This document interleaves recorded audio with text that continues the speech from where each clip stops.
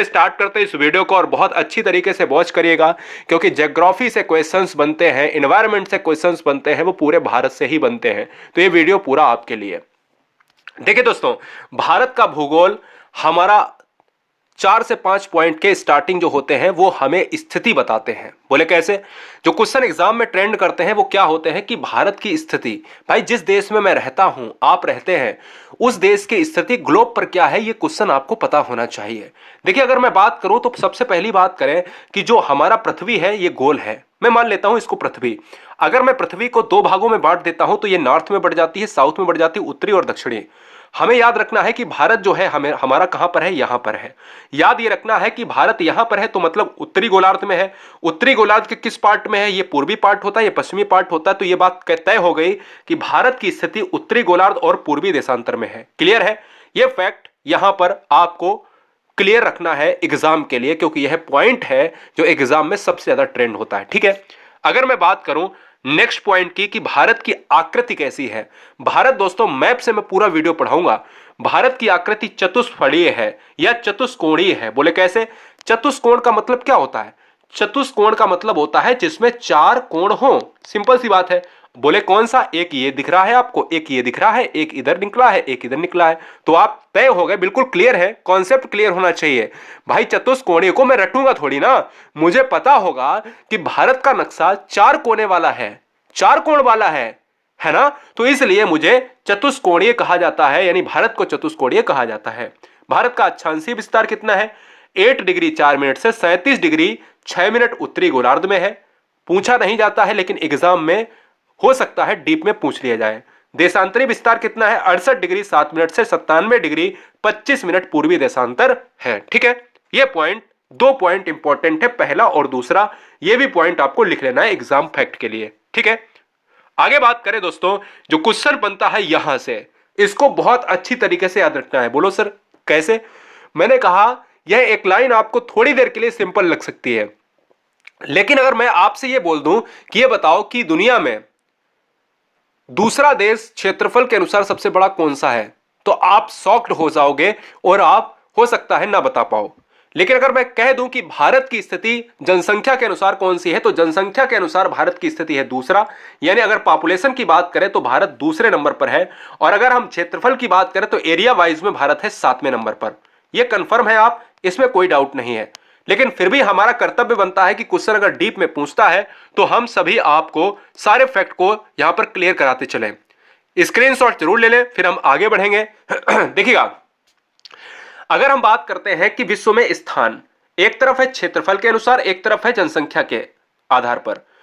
अगर देखा जाए कि प्रथम जो है क्षेत्रफल के अनुसार कौन सा बड़ा देश है, तो ये क्वेश्चन एग्जाम में बहुत बार ट्रेंड होता है। ये क्वेश्चन बहुत इंपॉर्टेंट है। क्वेश्चन में क्या पूछा जाता है कि दुनिया में क्षेत्रफल के अनुसार सबसे बड़ा देश कौन सा है, तो है रूस। आंसर हो गया। दूसरा क्वेश्चन, दुनिया में जनसंख्या के आधार पर सबसे बड़ा देश कौन सा है, तो यह है हमारा पॉपुलेशन के आधार पर, क्योंकि ये जनसंख्या में दुनिया में दूसरा देश हमारा जनसंख्या के अनुसार है भारत। ये बहुत इंपॉर्टेंट है क्योंकि ये पूछा जा चुका है। 2035 तक जो है भारत सबसे नंबर 1 पर आ जाएगा और चीन को पछाड़ देगा पॉपुलेशन में। द्वितीय में कनाडा आता है, चीन आता है यहां पर क्षेत्रफल में, ऐसे ही USA, Brazil, Australia, Bharat, Argentina. इसी तरीके से आपको याद रखना है कि भारत हमारा 7वें नंबर पर आपका कौन सा है, क्षेत्रफल में है, एरिया वाइज में है, और दूसरे नंबर पर हमारा है पॉपुलेशन में। ठीक है, अब हम ज्यादा नहीं बताएंगे इसमें, क्योंकि यही क्वेश्चन एग्जाम में ट्रेंड होते हैं। आगे हम बात करें दोस्तों, याद रखिएगा भारत, मैंने कहा उत्तरी पूर्वी गोलार्ध में है, भारत चतुष्कोणीय है, और भारत की बात करें तो भारत पॉपुलेशन में यहां पर क्या है, 2nd नंबर पर है, और एरिया में हमारा क्या है, एरिया में है 7th नंबर पर। याद ये रखना है कि भारत की जनसंख्या हमारी 121 करोड़ के पार, यानी 2011 के अनुसार। अब हम 2021 की बात करें तो 2021 में जनगणना होगी, तो हम ये कह सकते हैं कि 2021 हमारी जनगणना के लिए है, और अगली जनगणना 10 साल बाद होगी 2031 में। तो एक फैक्ट आपको याद रखना है कि जनगणना कितने साल बाद होती है, 2011 में हुई तो 2021, 21 में हुई तो 31, 10 साल बाद होती है। क्लियर है? आगे हम बात करेंगे, नेक्स्ट पॉइंट पर बढ़ेंगे।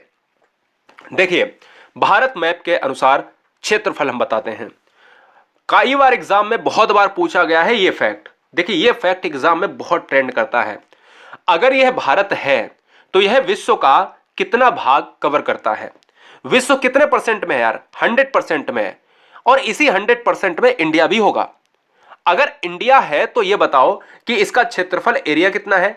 तो 3287,263 इतना याद कर लेना है, कोई लाख वाख करोड़ का झंझट नहीं। 3287,263 इतना दिमाग में रखना है, या 32.8 वर्ग किलोमीटर भी दे सकता है आपके ऑप्शन पे। आपको सबसे ज्यादा महत्वपूर्ण है कि विश्व का भारत जो क्षेत्र है वो कितना घेरे है? 2.4%। एग्जैक्ट वैल्यू क्या है? 2.42।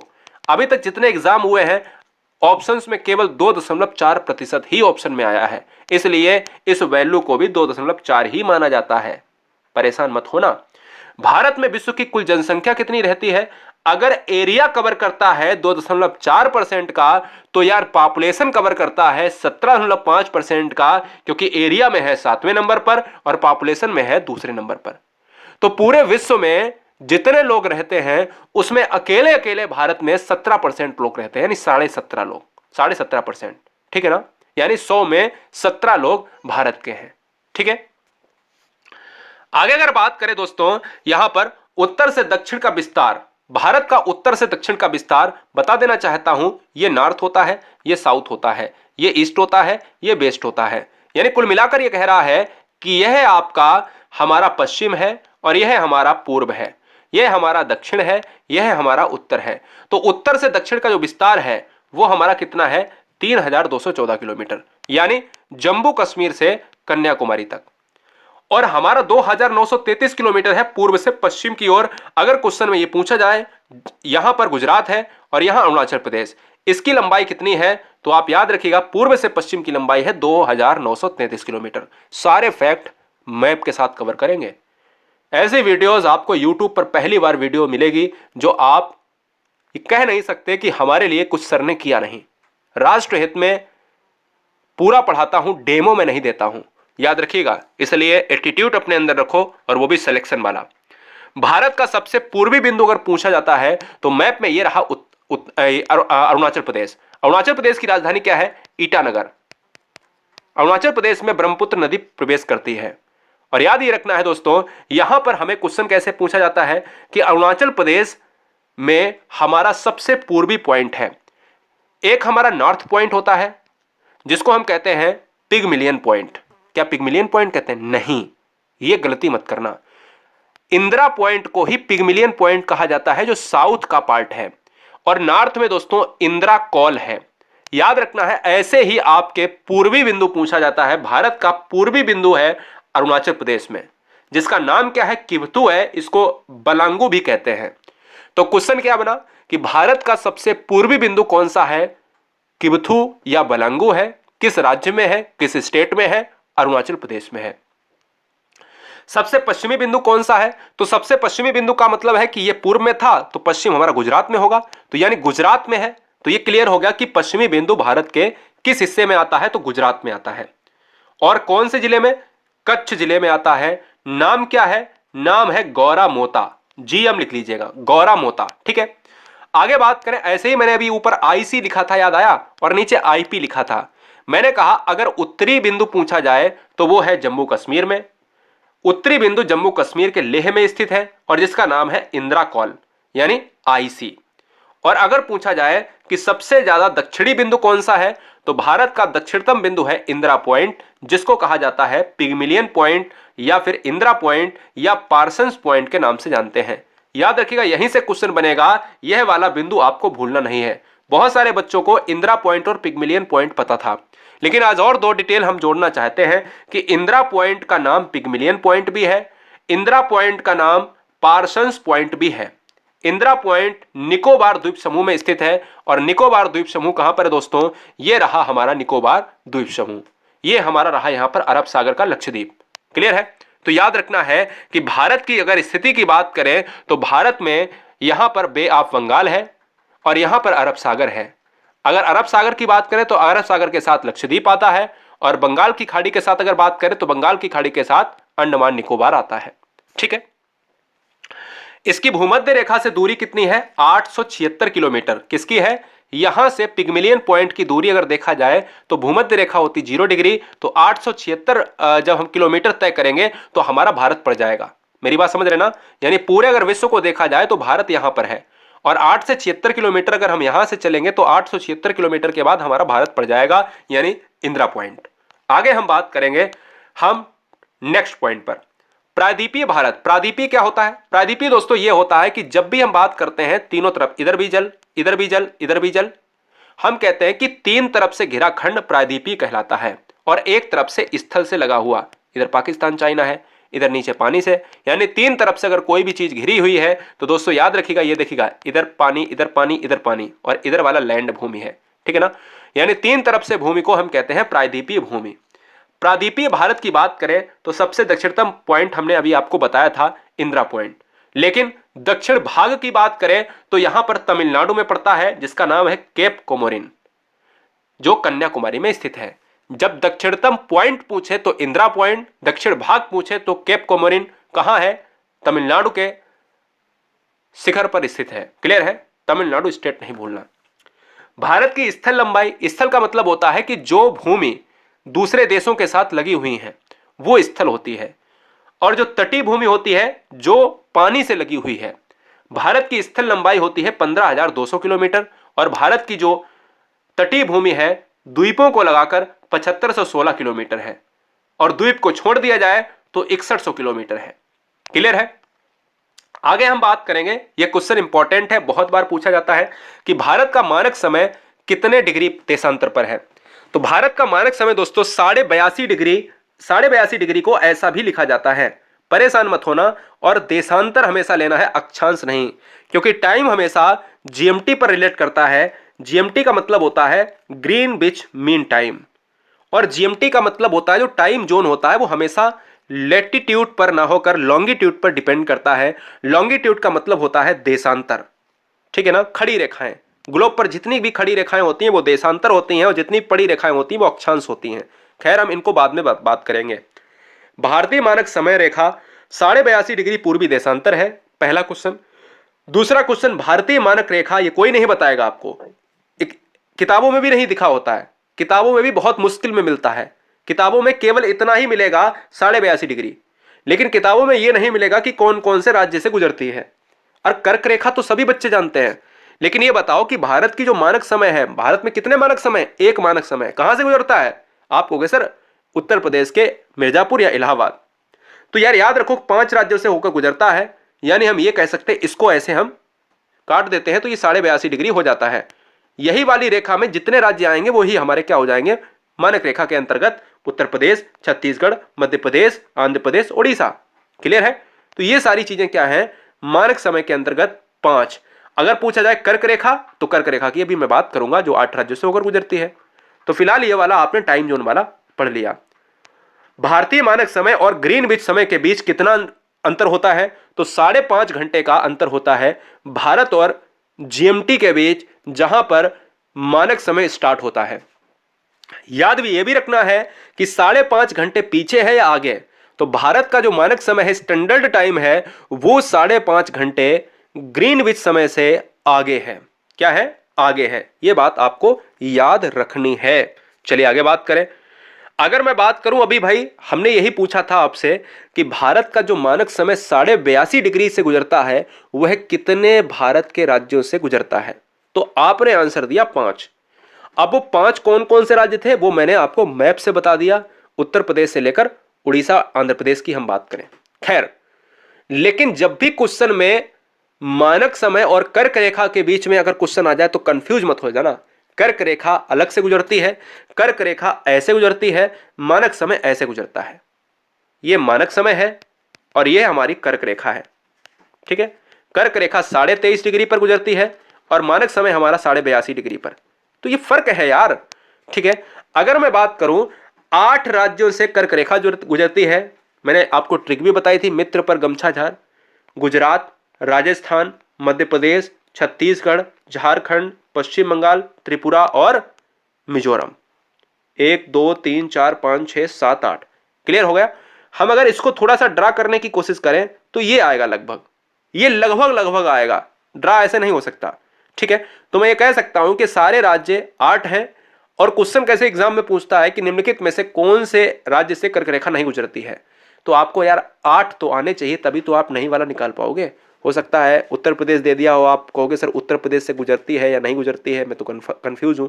तो पहली बात, अधूरा ज्ञान नहीं लेना है। ठीक है, आगे बात करें। आगे हम दोस्तों बात करेंगे कि क्वेश्चन में कई बार बहुत ये पूछा जाता है कि भारत का सबसे ज्यादा नगरीय राज्य कौन सा है। नगरीय राज्य का मतलब है कि जो सबसे ज्यादा नगर के विकास की तरफ बढ़ा है, यानी सबसे ज्यादा नगरीय राज्य है वो है हमारा गोवा। गोवा की बात करें मैप में अगर देखा जाए गोवा कहां पर है, तो गोवा ये रहा।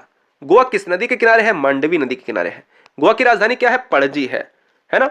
सिंपल सी बात है। गोवा कैसा है? तटीय इलाका है। अगर बात करें कि गोवा कैसा है? नगरीयकृत इलाका है, यानी राज्य है। पहला क्वेश्चन, भारत में सबसे कम नगरीकृत राज्य कौन सा है?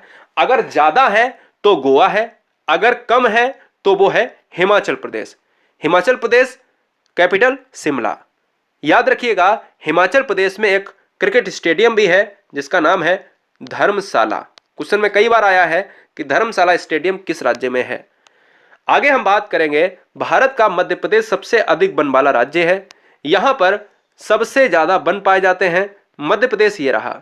मध्य प्रदेश में सबसे स्वच्छ शहर भी है। भारत का सबसे स्वच्छ शहर मध्य प्रदेश में है। यह आपको बताना है कौन सा है। मैं आपको बताता हूं, इंदौर की बात हो रही है। भारत का सबसे कम वन वाला, अब देखो मैंने अभी ऊपर बताया नगर का ज्यादा वाला गोवा है, नगर कम हिमाचल प्रदेश। भारत में सबसे ज्यादा वन कहां पर है? मध्य प्रदेश में। और भारत में सबसे कम वन कहां पर है? सबसे ज्यादा वन है मध्य प्रदेश में और सबसे कम है हरियाणा में। भारत का सबसे ज्यादा बारिश वाला क्षेत्र माशानिराम है और स्टेट मेघालय है। क्यों? क्योंकि भारत का माशानिराम क्षेत्र मेघालय के क्षेत्र में पड़ता है और यहां पर 200 सेंटीमीटर से भी ज्यादा बारिश होती है। यहां पर दोस्तों अगर बात करें तो वनों की बात करें तो सदाबहार वन पाए जाते हैं। सदाबहार वन में कौन कौन सी प्रजातियां हैं? जैसे आवनूस, रोजवुड वगैरह। फिलहाल ये चीजें आपको याद अभी नहीं करनी है, जो एग्जाम में आए वो चीजें केवल स्क्रीन पर लिखी हैं। भारत में सबसे कम वर्षा वाला केंद्र शासित प्रदेश कौन सा है? तो यह है आपका लेह है। याद रखना है कि लेह में सबसे कम वर्षा होती है। यहां पर 15 जो है कितनी 15 से आपकी 40 सेंटीमीटर तक वर्षा होती है, जबकि उधर माशानिराम में 200 सेंटीमीटर की बात करें, यहां पर मिली एमएल की बात करते हैं। बहुत बढ़िया, चलिए ये सारे पॉइंट क्लियर हो गए। अरावली पर्वत की बात करें जो दिल्ली से राजस्थान तक फैली हुई हैं। अगर क्वेश्चन में पूछा जाए कि भारत की सबसे प्राचीन श्रेणी कौन सी है, पर्वत श्रृंखला कौन सी है, तो अरावली पर्वत सबसे प्राचीन पर्वत श्रृंखला है।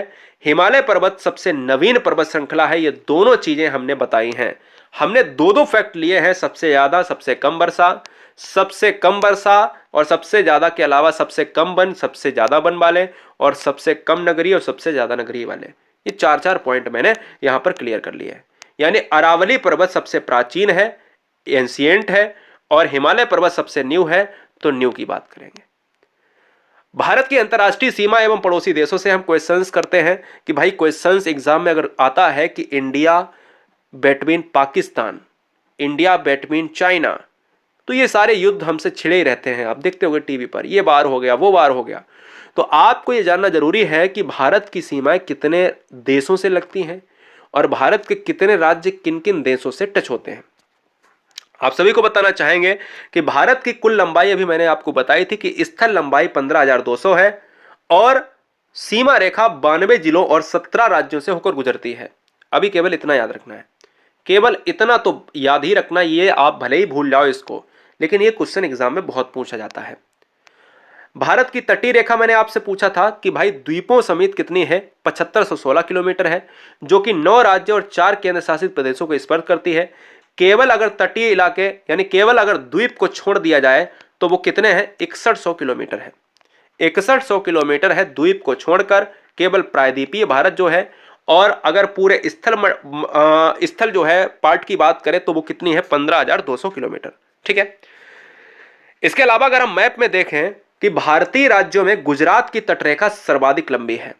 अगर क्वेश्चन में ये आ जाता है कि ये बताओ कि भारत की सबसे ज्यादा तटरेखा किसकी है, बहुत बार पूछा गया है, सबसे लंबी तटरेखा वाला राज्य, यही पूछा है जो मैं कह रहा हूं, सबसे लंबी तटरेखा वाला राज्य भारत का कौन सा है, तो यह रहा गुजरात। गुजरात में एक बंदरगाह है जिसका नाम है कांडला।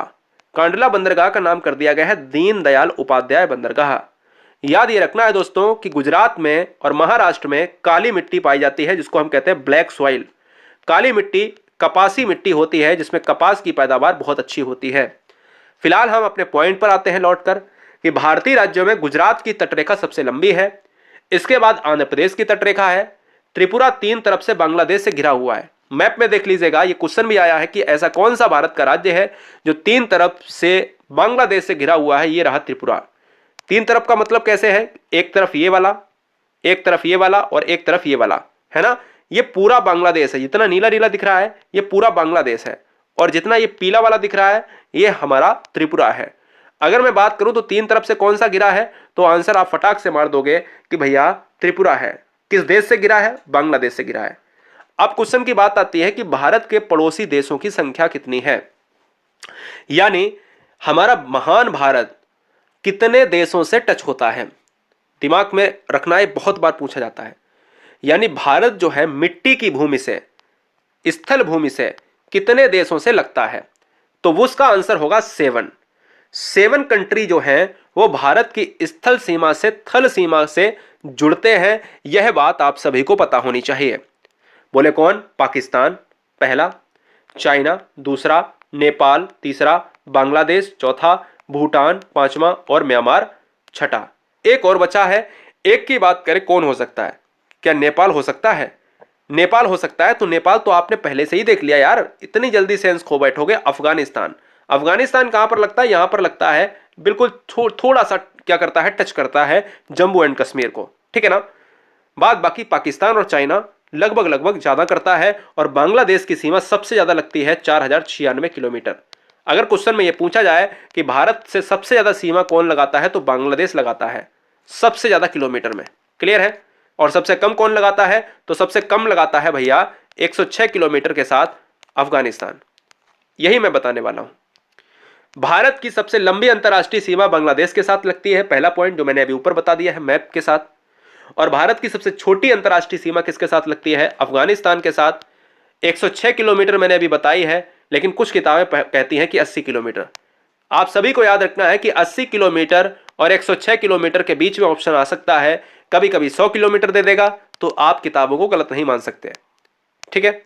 भारत के दो पड़ोसी देश जो भारतीय तटीय सीमा से जुड़े हुए हैं, यानी याद रखिएगा भारत के ऐसे दो समूह कौन से हैं जो भारत के पानी वाली सीमा से जुड़े हुए हैं। अभी मैंने आपको भूमि वाले इलाके से बताया है कि 7 देश भारत की सीमा से जुड़ते हैं। अब आपको यह बताना है कि भारत के दो ऐसे देश कौन से हैं जो भारत की तटीय इलाके से जुड़ते हैं, यानी तटीय सीमा से जुड़ते हैं, जहां पर हम श्रीलंका की बात करते हैं। श्रीलंका आप जानते हो पाक स्टेट से अलग होता है, जहां पर मन्नार की खाड़ी है ना, रामेश्वरम है। ऐसे ही अगर बात करें तो श्रीलंका हमारा पड़ोसी देश है तटीय इलाके में। मालदीव हमारा कहां पर है, मालदीव श्रीलंका का इधर है, तो मालदीव हमारा कहां पर है, यहां पर है। मालदीव भी हमारा क्या है, पड़ोसी देश है, ठीक है। ऐसे ही दोस्तों अगर बात करें यहां पर अगला हम पॉइंट बात करते हैं कि ऐसे देश जो जल और थल से दोनों से सीमा बनाते हैं, यह भी क्वेश्चन आ सकता है। क्वेश्चन में यह भी आ सकता है, मैं देखो यहां पर थोड़ा सा डीप में पढ़ाऊंगा और कोई भी बच्चा यह ना कहे कि ये मुझे कठिन लग रहा है तो एग्जाम में नहीं आएगा। अरे भाई रख दिया। अगर मिलान करने वाले सेंटेंस की बात करें, मिलान करने वाले क्वेश्चंस की बात करें, तो यार आपको पूरा डिटेल में बता रहा हूं, मर्जी आपकी कितना आप ज्ञान करते हो। ऐसे देश जो थल एवं जल दोनों सीमाओं से बनाते हैं, तो याद रखना है कि 7 देश होते हैं टोटल जो थल से लगते हैं। ऐसे देश कितने हैं जो आपके जल से लगते हैं, 2 है, श्रीलंका और मालदीव। ऐसे देश कौन से हैं जो जल और थल से लगते हैं, दोनों से लगते हैं, वो है 3, एक पाकिस्तान, एक बांग्लादेश और एक है म्यांमार। क्लियर है। अगर मैं बात करूं दोस्तों, क्या अगर मैं आपसे बात करूं कि ये बताओ कि म्यांमार के साथ भारत के कितने राज्य सीमा लगाते हैं, तो म्यांमार के साथ भारत 4 राज्यों के साथ सीमा लगाता है, अरुणाचल प्रदेश, नागालैंड, मणिपुर और मिजोरम, ठीक है। म्यांमार के साथ हम 4 राज्यों की सीमा लगाते हैं। एक अरुणाचल प्रदेश है, एक नागालैंड है, एक मणिपुर है और एक है लास्ट में मिजोरम। यह बात आपको दिमाग में रख लेनी है। अगले पॉइंट पर आते हैं बहुत इंपॉर्टेंट फैक्ट के साथ कि पाक जलमंडल और मन्नार की खाड़ी से श्रीलंका भारत से अलग होता है। अभी मैंने ऊपर डिस्कस किया है कि अगर क्वेश्चन में यह पूछा जाता है कि भारत, ये भारत है और यहां पर श्रीलंका है, आपने देखा होगा हमेशा मैप में लटका हुआ होता है, भारत श्रीलंका से कैसे अलग होता है, तो आंसर आएगा पाक स्ट्रेट या पाक जलमंडल या मन्नार की खाड़ी। ये दोनों चीजें याद रखनी है कि पाक जलमंडल से, मन्नार की खाड़ी से श्रीलंका भारत से अलग होता है। पाक जलमंडल को पाक जलसंधि के नाम से, और यह पाक जलसंधि पाकिस्तान वाला नहीं है, यह पाक जलसंधि PALK को हम पाक कहते हैं, ठीक है ना, इसमें यल साइलेंट होता है। मैकमोहन रेखा भारत और चीन के बीच में है। यह रेखा 1914 में शिमला समझौते में निर्धारित की गई थी। याद रखना है मैकमोहन, सर मैकमोहन के द्वारा किसके बीच है, इंडिया बिटवीन जो है चाइना। अगर हम इंडिया बिटवीन चाइना की बात करें तो मैकमोहन याद रखना है तो रखना है। अगर क्वेश्चन में इतिहास पूछा जाए इसका कि मैकमोहन रेखा किस समझौते के तहत रखा गया, शिमला समझौता 1914। क्लियर है, कोई डाउट? No doubt. आगे बढ़ेंगे। एक और दोस्तों रेखा है जिसका नाम है डूरंड। 1886 में सर डूरंड द्वारा भारत और अफगानिस्तान के बीच में डूरंड रेखा स्थापित की गई। अगर क्वेश्चन में यह आ जाए कि भारत और अफगानिस्तान के बीच में कौन सी रेखा है तो क्या मारोगे, तो आप कुछ नहीं मारेंगे। याद रखिएगा भारत और अफगानिस्तान के बीच में 1886 में डूरंड रेखा को स्थापित किया गया जरूर था, जो अफगानिस्तान और भारत के बीच में थी। लेकिन अगर क्वेश्चन में आ जाए कि डूरंड रेखा वर्तमान समय में किन दो देशों के बीच में है, तो डूरंड रेखा वर्तमान समय में अफगानिस्तान और पाकिस्तान के बीच में है। यह बात इंपॉर्टेंट है, अच्छे तरीके से याद रखना है, क्योंकि इस क्वेश्चन को बहुत बच्चे गलत करते हैं। ठीक है, भारत और पाकिस्तान के बीच में यह क्वेश्चन सभी बच्चे जानते हैं, लेकिन फिर भी इंपॉर्टेंट है क्योंकि बहुत ज्यादा विवाद रहता है। क्योंकि ऐसे इलाके जो चर्चे में रहते हैं, जैसे सीज फायर का उल्लंघन कर दिया पाकिस्तानियों ने, गोलियां चला दी, बम डाल दिए, है ना, ग्रेनेड फेंक दिए, तो इससे क्या होता है, हमारा नुकसान होता है। और फिर भारत सर्जिकल स्ट्राइक कर देता है, ठोक देता है, बजा देता है। तो मैं कह सकता हूं कि कहीं ना कहीं ये संवेदनशील इलाके हैं। भारत और पाकिस्तान के बीच में कौन सी रेखा है, रेड क्लिफ रेखा है। रेड क्लिफ रेखा का निर्धारण कब हुआ था, 15 अगस्त 1947 को सर सिरिल रेड क्लिफ द्वारा। तो क्वेश्चन बनेगा कि ये बताओ कि रेड क्लिफ रेखा का निर्धारण कब हुआ, सन पूछता है 1947 में। किसके द्वारा, सर रेड क्लिफ के द्वारा। किनके किनके बीच में है, इंडिया बिटवीन पाकिस्तान। ठीक है ना, यह बात आपको दिमाग में रखनी है, वेरी वेरी मोस्ट इंपॉर्टेंट। अगर याद नहीं होता है तो आप जानते हो कैसे याद करोगे, ट्रिक से। यह है, अगर इंडिया और इसके बीच में एक रास्ता है जिसको माना गया रेड क्लिफ, और यहां पर क्या है, पाकिस्तान, तो इनके बीच में एक लाइन है रेड क्लिफ।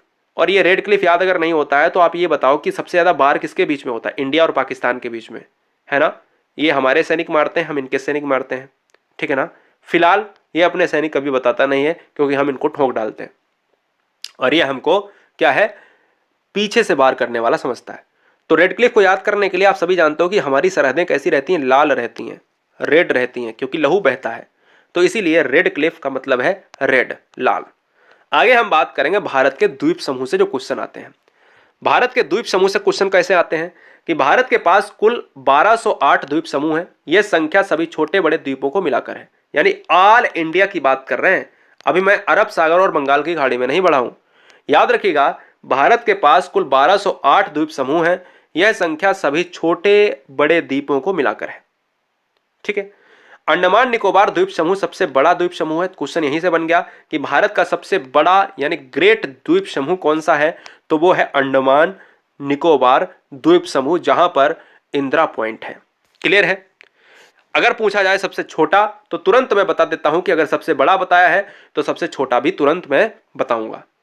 यानी अगर बड़ा है तो अंडमान निकोबार और छोटा है तो लक्षद्वीप के साथ। अब बात आती है अंडमान कहां है, इधर है पूर्व में, और यहां पर जो है आपका लक्षद्वीप कहां है, यहां पर है। लक्षद्वीप दोस्तों ये है, अंडमान ये है। अंडमान दोस्तों हमेशा याद रखना है कि बंगाल की खाड़ी में है और लक्षद्वीप जो है वो है अरब सागर में है। क्लियर है? आगे हम बात करेंगे। अब हम देख लेते हैं अंडमान को थोड़ा सा डिटेल में।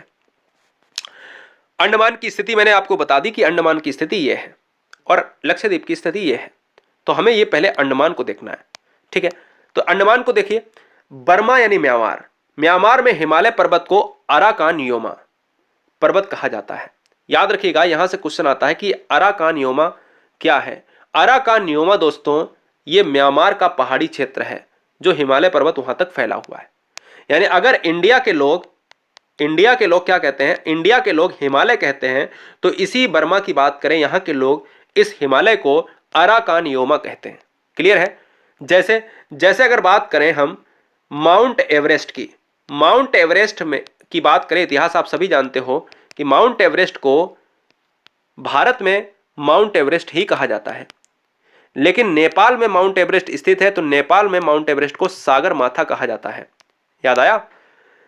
इसे रखाइन पर्वतमाला भी कहते हैं। इसका फैलाव उत्तर से दक्षिण की ओर है, उत्तर से दक्षिण की ओर, यानी ऐसा। यही पर्वत श्रृंखला आगे बंगाल की खाड़ी में समुद्र के नीचे ऊपर उठती है, जिसे अंडमान निकोबार द्वीप समूह कहा जाता है, जो मैंने यहां पर बताया है कि उत्तर से दक्षिण की ओर, और यही अंडमान निकोबार आपका है। अंडमान निकोबार एक केंद्र शासित प्रदेश है। अंडमान निकोबार द्वीप समूह की राजधानी पूछ लेता है, कैपिटल ऑफ अंडमान निकोबार तो है पोर्ट ब्लेयर।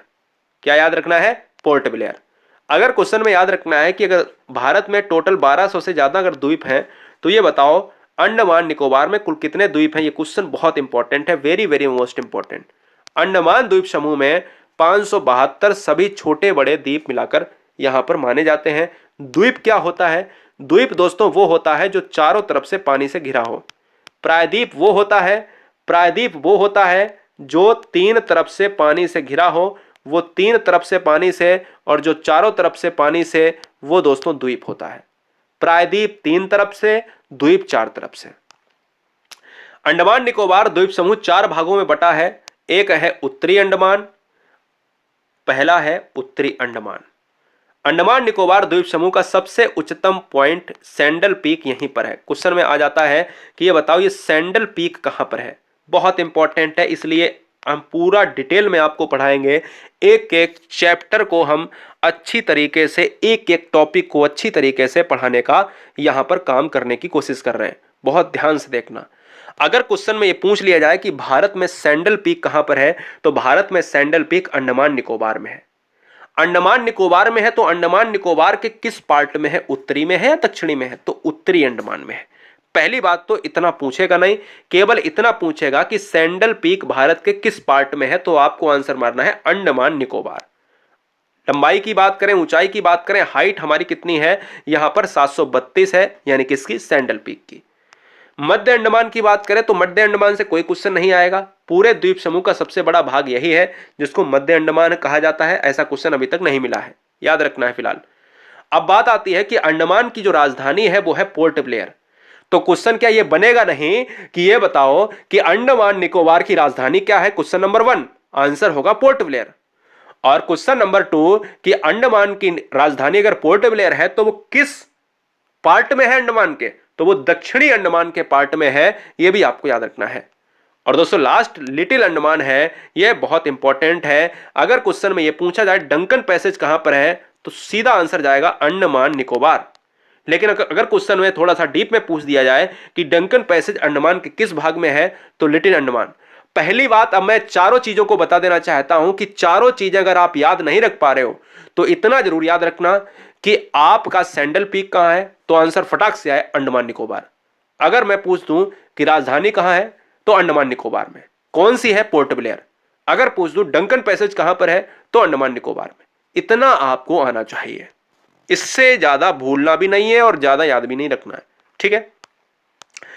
एक सबसे ज्यादा इंपॉर्टेंट पूछा जाता है ज्वालामुखी से, जो सबसे इंपॉर्टेंट है क्योंकि भारत में एकमात्र जागृत ज्वालामुखी जो है वो अंडमान में है, जिसका नाम पूछता है और स्थिति पूछता है।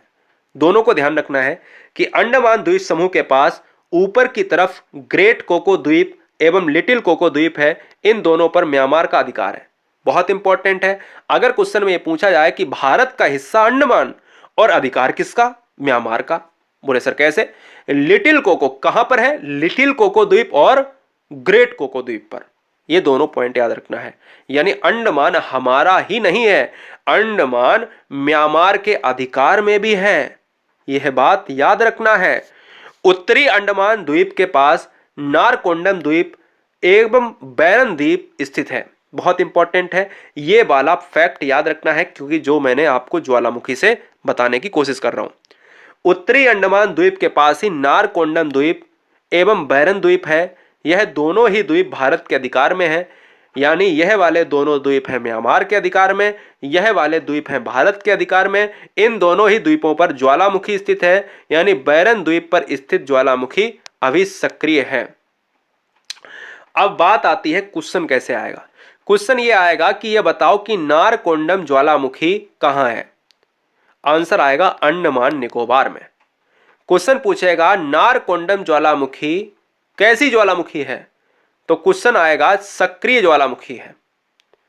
अंडमान निकोबार से तीसरा क्वेश्चन आएगा कि नारकोंडम ज्वालामुखी किस द्वीप पर है, तो आंसर आएगा बैरन द्वीप पर स्थित है। ऐसे क्वेश्चन निकाले जाते हैं गाइस। ये 3 क्वेश्चन अगर कर लिए ना तो आप कोई हरा नहीं सकता, समझ रहे ना। पूरा अंडमान तो यार पढ़ा दिया, पूरा अंडमान पढ़ा दिया। अब बात करते हैं यहां पर निकोबार द्वीप समूह, बहुत इंपॉर्टेंट है, जो अंडमान का हिस्सा है। थोड़ा और बचा है, लिटिल अंडमान के नीचे 10 डिग्री चैनल, जो बहुत इंपॉर्टेंट है। मैक्सिमम क्वेश्चंस यहां से बनते हैं। अगर क्वेश्चन में ये आ जाए कि ये बताओ कि निकोबार द्वीप समूह जो लिटिल और ग्रेट है, इसको अलग कौन करता है, तो 10 डिग्री चैनल। ठीक है, निकोबार द्वीप समूह 3 भागों में बटा है, कार निकोबार, लिटिल और ग्रेट निकोबार। ये आपको याद नहीं करने हैं, बता दिया है, ज्यादा अपने माइंड पर प्रेशर नहीं डालना है। ठीक है, अब बात आती है यहां पर इंपॉर्टेंट पॉइंट पर। हम यहां की बात कर रहे हैं, अभी यहां पढ़ रहे हैं। निकोबार द्वीप समूह का सबसे दक्षिणतम पॉइंट है, जिसको कहा जाता है पिगमिलियन पॉइंट या इंदिरा पॉइंट, जो मैंने अभी ऊपर बताया है। पूरी तरीके से उत्तरी और दक्षिणी पॉइंट को हमने डिस्कस किया है। ठीक है, कोई दिक्कत, कोई doubt? No doubt, any doubt? No doubt.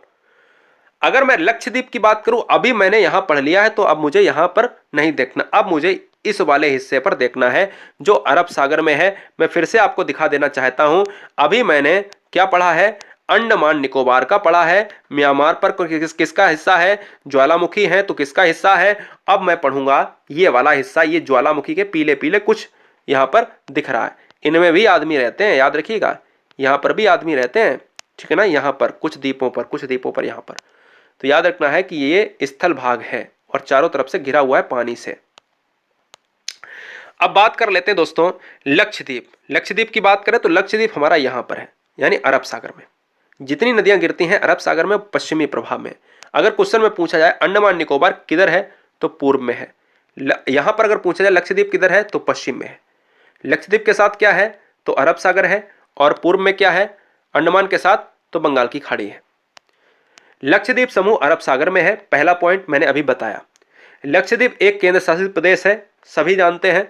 सबसे छोटा केंद्र शासित प्रदेश कौन सा है, लक्षद्वीप है, यह भी सभी जानते हैं ऊपर, क्योंकि मैं बता चुका हूं। सबसे बड़ा है अंडमान निकोबार और सबसे छोटा है लक्षद्वीप। क्षेत्रफल मात्र 32 वर्ग किलोमीटर का है, इसलिए से यह सबसे छोटा है। आगे मैं बात करूंगा कि लक्षद्वीप की राजधानी क्या है। जिस तरीके से अंडमान निकोबार की राजधानी है ग्रेट निकोबार, यानी अगर मैं कह सकता हूं पोर्ट ब्लेयर, और लक्षद्वीप की राजधानी क्या है, कवरावती। लक्षद्वीप द्वीप समूह का सबसे दक्षिणतम द्वीप है, जिसको मिनिकॉय द्वीप कहा जाता है। इसका क्षेत्रफल 4.83 वर्ग किलोमीटर है। साथ ही साथ अगर बात करूं, यह क्वेश्चन यहां से बनता है, कहता है ये बताओ ये कवरावती कहां पर है, तो ये लक्षद्वीप की राजधानी है। दूसरा क्वेश्चन एंड्रोड द्वीप की बात करें तो ये कहां का द्वीप है, अंडमान का है, लक्षद्वीप का है, तो लक्षद्वीप का है। ठीक है, वर्ग किलोमीटर एक बार भूल जाना, लेकिन ये मत भूलना, ये मत भूलना। अगर क्वेश्चन में ये पूछ दिया जाए कि मिनिकॉय द्वीप किसका है, तो अंडमान में कंफ्यूज हो जाओगे या लक्षद्वीप में कंफ्यूज हो जाओगे। तो आज तो कंफ्यूज मत हो, क्योंकि इनको स्टार बनाकर लिख लो फटाफट, क्योंकि मिनिकॉय द्वीप कहां का है, लक्षद्वीप का है। एंड्रोड द्वीप कहां का है, लक्षद्वीप का है। क्लियर है, कोई डाउट? No doubt. चलिए, बहुत बढ़िया। अन्य महत्वपूर्ण फैक्ट पर हम थोड़ा सा नजर डालेंगे, फिर हम चलेंगे अगले फैक्ट पर।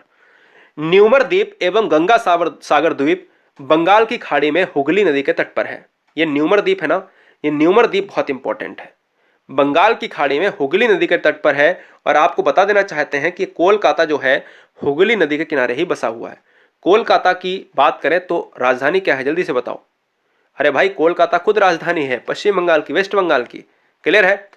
उड़ीसा की बात करें तो उड़ीसा के तट पर व्हीलर द्वीप है, जिसका नाम अब्दुल कलाम द्वीप कर दिया गया है। और अब्दुल कलाम की डेथ हो चुके हैं। दक्षिण भारत में एक आयोजन हो रहा था, उसमें हार्ट अटैक आया था, याद आया। याद रखिएगा दोस्तों कि अब्दुल कलाम को कहा जाता है मिसाइल मैन। हम बहुत पसंद करते हैं, क्या आप पसंद करते हो? हमारे 2 या 3 लोग ही हैं जिनको मैं ज्यादा पसंद करता हूं, एक है विवेकानंद और एक है अब्दुल कलाम। ठीक है। तो अगर मैं बात करूं यहां पर उड़ीसा के तट पर व्हीलर द्वीप है, अब्दुल कलाम द्वीप है, इसी को कहा जाता है। अगर क्वेश्चन में आ जाए कि व्हीलर द्वीप का नाम बदलकर क्या कर दिया गया है, अब्दुल कलाम। कहां पर है? उड़ीसा में है। किस नदी के किनारे है? ब्राह्मणी की नदी के किनारे। कौन सी है? ब्रह्माणी नदी के किनारे। यहां से मिसाइल का परीक्षण किया जाता है। अब याद रखना है, मिसाइल मैन भी कहा जाता है। आंध्र प्रदेश के तट पर श्री हरिकोटा द्वीप है। यहां पर Satish Dhawan space research centre स्थित है। सतीश धवन 2002 में इसरो के अध्यक्ष रहे थे, इसीलिए इनका नाम सतीश धवन के स्पेस के आधार पर रख दिया गया। पंबन द्वीप या रामेश्वरम द्वीप तमिलनाडु के तट पर स्थित है। मैंने आपसे कहा कि जो जहां पर स्थित है वो वहां पर आपको याद रखना है। पंबन द्वीप की बात करें या रामेश्वरम द्वीप, एक ही चीज। और ये कहां पर है? तमिलनाडु पर है। रामेश्वरम मंदिर भी दोस्तों कहां पर, अगर क्वेश्चन में पूछा जाए, तमिलनाडु में है। कोई डाउट नहीं होना चाहिए। इसी के नीचे आपका श्रीलंका है। पंबन द्वीप के पास सबसे दक्षिणी भाग में धनुषकोडी है।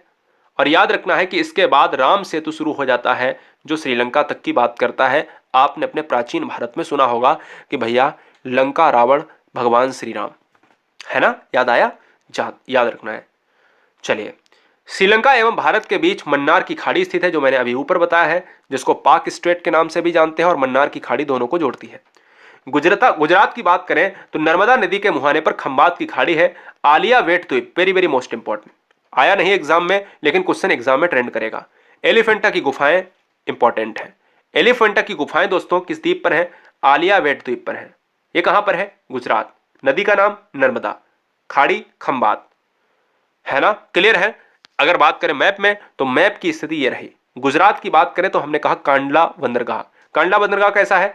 ज्वारीय बंदरगाह है। एकमात्र ज्वारीय बंदरगाह भारत का कौन सा है?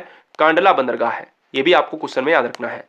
कांडला बंदरगाह की बात करें तो यह, इसका नाम बदलकर कर दिया गया है दीनदयाल उपाध्याय बंदरगाह। दीनदयाल उपाध्याय बंदरगाह कर दिया गया है। ठीक है। कोई डाउट? कोई डाउट भैया नहीं होना चाहिए, समझ रहे ना? कोई भी डाउट नहीं होना चाहिए। चलिए, बहुत बढ़िया। तो नेक्स्ट टॉपिक पर बढ़ेंगे दोस्तों। भारत के प्रमुख राष्ट्रीय उद्यान व वन्यजीव अभयारण्य। यहां से बहुत सारे क्वेश्चंस ट्रेंड होते हैं, यानी ऐसे 45 अभयारण्य देश में हैं जिनके आपको स्टेट याद रखने हैं। अब 45 का मतलब है कि आपको लगता होगा कि 4-5 हमारे याद, जैसे गिर आपने गुजरात में याद कर लिया, है ना, मानस काजीरंगा आपने कर लिया असम में। तो इन चीजों को पढ़ने से पहले क्या ये आप सोच सकते हो कि क्या आपने अभयारण्य को पढ़ा है तो पूरी डिटेल में पढ़ा है? नहीं। इसलिए अभयारण्य को बेहतरीन तरीके से वाइल्ड लाइफ सेंचुरीज को पढ़ेंगे, किस तरीके से क्वेश्चंस आते हैं उनको पढ़ेंगे। सबसे पहले हम आप सभी को बता देना चाहते हैं कि जितने भी आपके भारत के स्टेट है, केंद्र शासित प्रदेश हैं, केंद्र शासित प्रदेश में भी आपके कुछ महत्वपूर्ण क्या है? अभयारण्य हैं, वाइल्ड लाइफ सेंचुरीज हैं, जिनको बहुत अच्छी तरीके से अपनी कॉपी में नोट करना है, स्टार बनाकर। सारी चीजें भले ही नोट ना करना, लेकिन कुछ पॉइंट नोट जरूर कर लीजिएगा। सबसे पहले हम ऐसे 15 से 20 पॉइंट जानेंगे जो वन्य जीव अभयारण्य से संबंधित होंगे वन लाइनर में, ठीक है ना। इसके बाद हम 45 सेंचुरी जिनके स्टेट जानेंगे, ठीक है। तो बिल्कुल तैयार है, रेडी है। देखिए दोस्तों, अगर हम बात करें भारत में कितने अभयारण्य हैं, तो 500 से अधिक भारत में अभयारण्य हैं, जिन्हें वन्य जीव अभयारण्य यानी wild life sanctuaries in India कहा जाता है। याद रखिएगा, भारत का प्रथम राष्ट्रीय उद्यान जिम कॉर्बेट है। जिम कॉर्बेट की बात करें तो जिम कॉर्बेट हमारा किस राज्य में है, किस स्टेट में है? तो जिम कॉर्बेट हमारा उत्तराखंड में है। उत्तराखंड के कौन से पार्ट में है? नैनीताल में। इसका पुराना नाम पूछा जाता है एग्जाम में, हेली नेशनल पार्क। ये क्वेश्चन बहुत बार एग्जाम में पूछा गया कि हेली नेशनल पार्क का नया नाम क्या है? तो नाम होगा जिम कॉर्बेट। जिम कॉर्बेट का पुराना नाम क्या होगा? तो आंसर होगा heli national park. Heli national park कहां पर है? तो उत्तराखंड में है। क्लियर है। स्थापना कब हुई? स्टेब्लिश की बात करें 1935 1935 में इसकी स्थापना की गई। और भारत के मैप में अगर देखा जाए तो उत्तराखंड ये रहा। उत्तराखंड हमारा, आप सभी जानते हो, माफी चाहेंगे, आप सभी जानते हो दोस्तों, उत्तराखंड एक ऐसा पार्ट है जो हिमाचल प्रदेश, दिल्ली, पंजाब क्षेत्र से लगता है। क्लियर है? कोई डाउट? No doubt. आगे बात करेंगे। देश में सर्वाधिक राष्ट्रीय उद्यान मध्य प्रदेश में है, यह बात आपको याद रखना है। मध्य प्रदेश टाइगर स्टेट भी कहा जाता है। मध्य प्रदेश भारत का हृदय भी कहा जाता है। भारत का सबसे बड़ा राष्ट्रीय उद्यान जम्मू कश्मीर में है। जम्मू कश्मीर के कौन से जनपद में? लेह जनपद में। अब क्वेश्चन में आता है कि लेह जनपद में अगर है, जम्मू कश्मीर में है, तो वो कौन सा है? हिमिस है। बहुत बार क्वेश्चन ये पूछा गया है कि हिमिस अभ्यारण्य भारत का किस राज्य में है, तो आपको आंसर मारना होगा जम्मू कश्मीर के लेह जनपद में। अगला क्वेश्चन आता है कि भैया ये बता दीजिएगा कि जो जिम कॉर्बेट उत्तराखंड में है, जो मैंने अभी मैप में बताया है, जिसका पुराना नाम हेली नेशनल पार्क है, ये किस नदी से संबंधित है? तो जिम कॉर्बेट पार्क से रामगंगा नदी बहती है। ये बेहतरीन क्वेश्चन है, इंपॉर्टेंट क्वेश्चन है। यानी अगर रामगंगा नदी है, रामगंगा रिवर है, इसका जो रिलेट करता यानी संबंध है वो है जिम कॉर्बेट। क्लियर है? याद रखना है। भारत का सबसे बड़ा बाघ अभ्यारण्य कौन सा है? तो भारत का सबसे बड़ा बाघ अभ्यारण्य है नागार्जुन सागर। नागार्जुन सागर कहां पर है? आंध्र प्रदेश में है।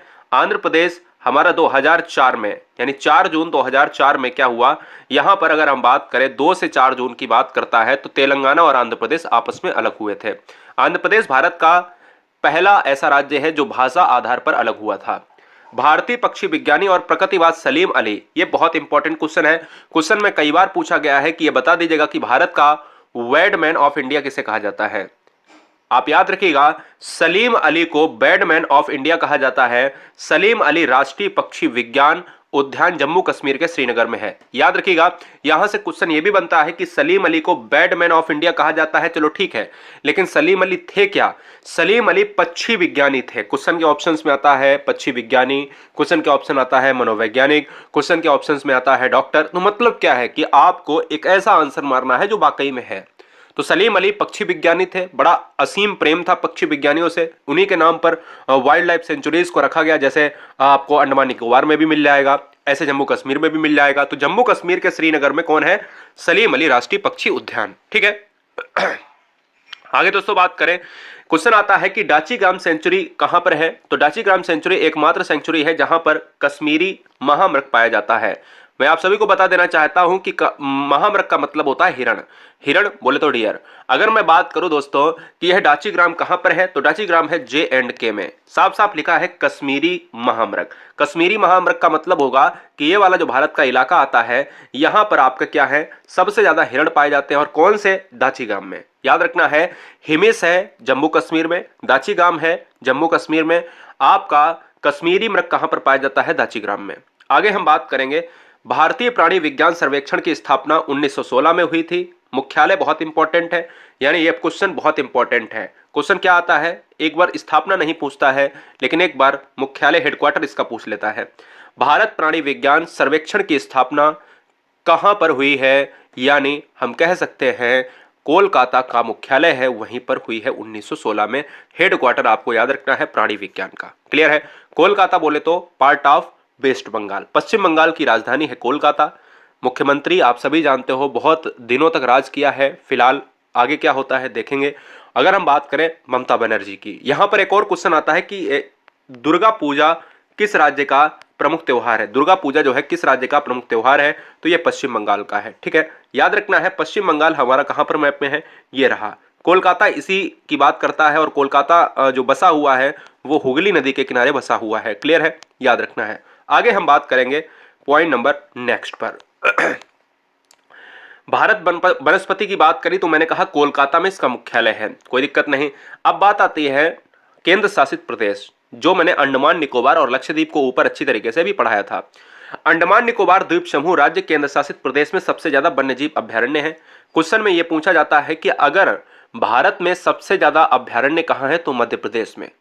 लेकिन क्वेश्चन में यह पूछा जाए कि भारत में केंद्र शासित प्रदेशों में सबसे ज्यादा वन अभ्यारण्य या वन्यजीव अभ्यारण्य या वाइल्ड लाइफ सेंचुरीज कहां पर हैं, तो आपका आंसर होगा अंडमान निकोबार। मैंने आपको पहले ही बता दिया था इस टॉपिक को पढ़ने से पहले, यानी अगर इंडिया को पढ़ना है तो इंडिया में केंद्र शासित प्रदेश भी अभ्यारण्य को रखते हैं। इसलिए क्वेश्चन अगर आता है कि भारत में सबसे पहला राज्य ऐसा कौन सा है जिसमें सबसे ज्यादा अभ्यारण्य है, वाइल्ड लाइफ सेंचुरीज, तो वो है मध्य प्रदेश।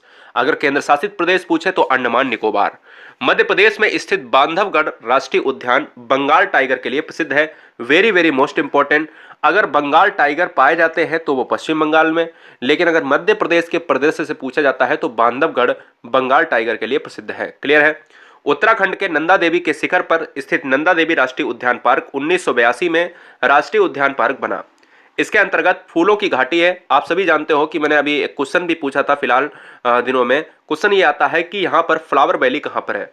बहुत बार क्वेश्चन पूछा गया, एनवायरमेंट सेक्शन में तो इतना क्वेश्चन पूछा गया है कि भारत की फूलों की घाटी किस राज्य में है, तो भारत की फूलों की घाटी उत्तराखंड में है। भारत की शांति घाटी कहाँ है, तो भारत की शांति घाटी है केरल में, जहां किस्म किस्म के फूलों की झटा बिखरी हुई है। तो याद रखना है फूलों की घाटी यानी फ्लावर्स वैली है आपके उत्तराखंड में, याद रखना है, बहुत इंपॉर्टेंट है गाइस। क्लियर है।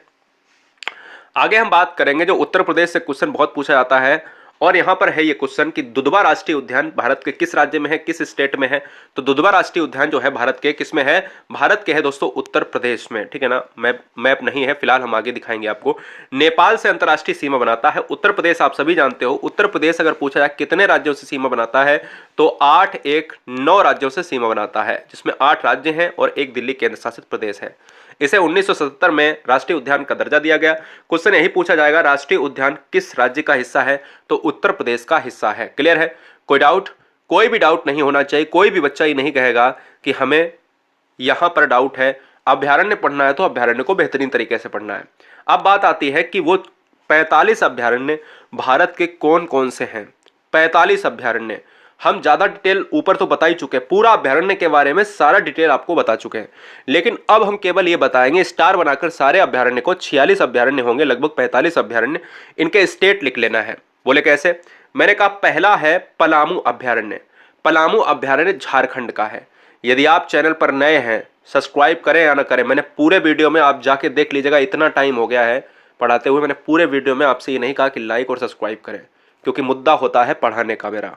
और याद रखिएगा, यदि आप एक ऑनेस्टी तरीके से, ईमानदारी से अगर स्टडी करते हैं तो हमारे शेर शेरनी कभी भी एग्जाम में फेल नहीं होंगे, यानी आप हमारे शेर शेरनी हैं। इसलिए अगर पहली बार भी विजिट किए हैं तो सब्सक्राइब कर लेना गुरुजी वर्ल्ड एग्जाम स्टडी को। दोस्तों अगर बात करें यहाँ पर सारे सब्जेक्ट को हम पूरी तरीके से क्या डिटेल करवा देंगे, पूरी तरीके से डिटेल एक ही वीडियो में। अगला वीडियो आएगा पॉलिटी या हिस्ट्री का ले लेंगे, एनवायरमेंट का ले लेंगे, कुछ भी ले लेंगे, साइंस लेंगे, तो सारी चीजें एक वीडियो में मिलेंगी। ठीक है, और क्वेश्चंस अलग से करा देंगे। देखिए दोस्तों अगर बात करें पलामू अभ्यारण्य कहां पर है, झारखंड में है। ज्यादा से ज्यादा लाइक करना, क्योंकि गला फाड़ने में बहुत मेहनत लगती है दोस्तों, इससे बहुत सारी बीमारियां हो जाती हैं, आप सभी को पता है, और बहुत ही ज्यादा यहां पर क्या होता है, एनर्जी लॉस होता है। ठीक है, 1-2 घंटे की क्लास आप सभी समझते हो कि एकदम से पूरी तरीके से कंटिन्यूअस बोलना बहुत मुश्किल होता है। आगे हम बात करें question number next. Question number next क्या है, पॉइंट नंबर नेक्स्ट, दालमा वन्यजीव अभ्यारण्य कहां पर स्थित है। दालमा है वो है हमारा, दालमा को डालमा भी कहा जाता है, झारखंड में है। पार्ट ऑफ झारखंड कहां पर है, आप सभी जानते हो झारखंड हमारा ये रहा। झारखंड की बात करें, राजधानी है रांची है। महेंद्र धोनी का आप सभी जानते हो, महेंद्र सिंह धोनी जो क्रिकेटर है, इनका घर यहीं पर है। क्लियर है, यानी रांची में। आगे हम बात करें क्वेश्चन नंबर थर्ड, यानी पॉइंट नंबर थर्ड ये है कि हजारीबाग वन्यजीव अभ्यारण्य किस राज्य का है, झारखंड का है। डालमा किस राज्य का है, झारखंड का है। अगर दोस्तों अगर बात करें पॉइंट नंबर 4 की, बेहतरीन पॉइंट है, कई बार एग्जाम में पूछा गया है। कैमूर वन्यजीव अभ्यारण्य आप सभी को पता होना चाहिए बिहार का है। एक और क्वेश्चन आता है, अभी करंट अफेयर में पूछा जाने वाला क्वेश्चन है, आगे आने वाले समय में करंट अफेयर का क्वेश्चन नहीं रहेगा, क्योंकि ये हमेशा ही पूछा जाएगा जो मैं पूछने वाला हूँ। क्वेश्चन में ये पूछा जा रहा है, बहुत ज़्यादा एग्जाम में पूछा जा रहा है कि डॉल्फिन केंद्र, भारत का पहला डॉल्फिन केंद्र कहाँ पर बन रहा है, तो भारत का पहला डॉल्फिन केंद्र बन रहा है बिहार में। आगे हम बात करें पॉइंट नंबर 5, गिर राष्ट्रीय उद्यान कहां पर है, तो गुजरात में है। यहां पर आप सभी को बता देना चाहते हैं कि शेरों के लिए प्रसिद्ध है। क्लियर है, कौन से, एशियाई शेरों के लिए। नल सरोवर अभ्यारण्य कहां पर है, तो नल सरोवर अभ्यारण्य भी कहां पर है, गुजरात में है। यानी गिर के साथ आपको नल सरोवर भी आपको याद रखना है। याद कैसे करोगे, अगर यार देखो नल पर आप पानी भरने जाते हो, नल क्या होता है, नल जो है पानी देता है ना, हैंडपंप वाला, और नल पर अगर पानी भरने जाओगे तो भैया क्या हो जाएगा, वहां पर अगर जो है पानी गिर जाएगा नीचे, तो पैर क्या हो जाएगा, पैर आपका सिकल जाएगा और रपट जाएगा, जिसको जो भी आप बोलते हो, तो वहां पर आप क्या हो जाओगे, गिर जाओगे। तो मतलब क्या है, गिर जाओगे तो फिर कहीं ना कहीं, और गिरोगे कैसे भाई, आंखें तो होंगी ना, गिरोगे ऐसे नहीं गिरोगे, हमेशा रात में गिरोगे, ठीक है ना, रात में गिरोगे। नल पर पानी अगर भरने जाओगे, फिसल जाओगे और रात में क्या हो जाएगा, गिर जाओगे आप। तो हमारा गिर नल गुजरात, ये सारे पॉइंट आपके क्लियर हो गए।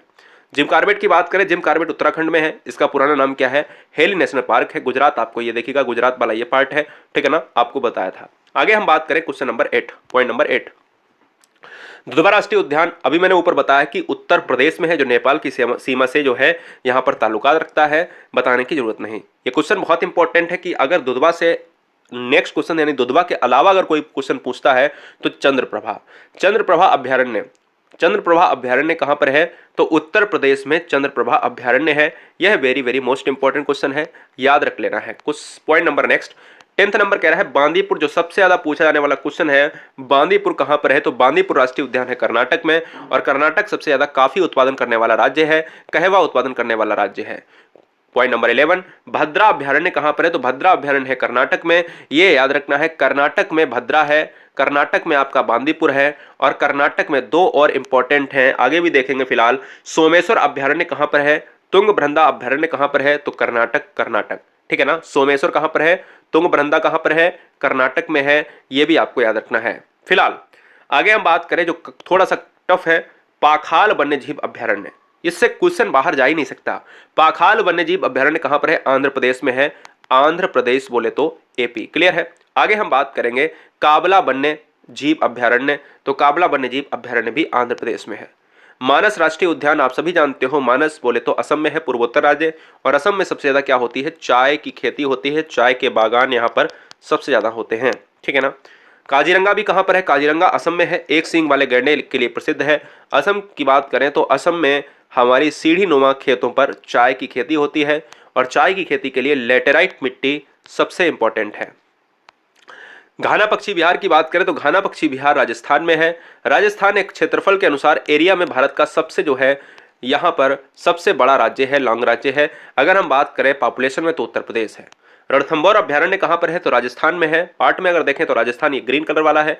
राजस्थान का जैसलमेर पार्ट, यहाँ पर बहुत सारी गर्मी होती है। जैसलमेर का पार्ट हमारा जो है पाकिस्तान के बॉर्डर से लगता है। याद रखिएगा यहाँ पर आर्मी के 2-3 कैंप भी हैं, जोधपुर, जयपुर और रणथंभौर।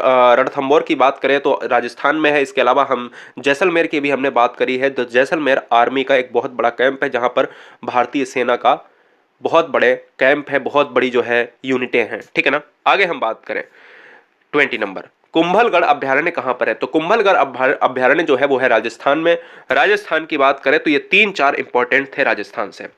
21 नंबर, पेंच राष्ट्रीय उद्यान मध्य प्रदेश में है। मध्य प्रदेश से बहुत सारे क्वेश्चन बनते हैं जो बहुत अच्छी तरीके से आपको देखना है, क्योंकि अगर अभ्यारण्य सबसे ज्यादा है तो वो है अंडमान निकोबार और मध्य प्रदेश में। पेंच राष्ट्रीय उद्यान मध्य प्रदेश में है। तंसा अभ्यारण्य यहां पर महाराष्ट्र में है, ठीक है। इसके साथ ही साथ कान्हा अभ्यारण्य भी कहां पर है, मध्य प्रदेश में। फिलहाल मैं आगे बताऊंगा।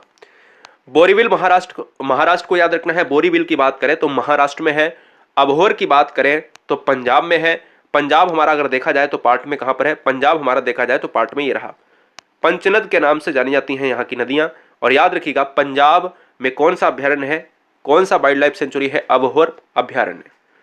25 नंबर देखिएगा, चिल्का, यहां पर चिल्का लिख लेना है। चिल्का अभ्यारण्य, एक चिल्का झील भी है, उड़ीसा में है। चिल्का की बात करें तो एक हमारा अभ्यारण्य भी है, वाइल्ड लाइफ सेंचुरी भी है, तो वो भी उड़ीसा में है। उड़ीसा की राजधानी भुवनेश्वर, याद रखना है, भुवनेश्वर के साथ चला जाएगा।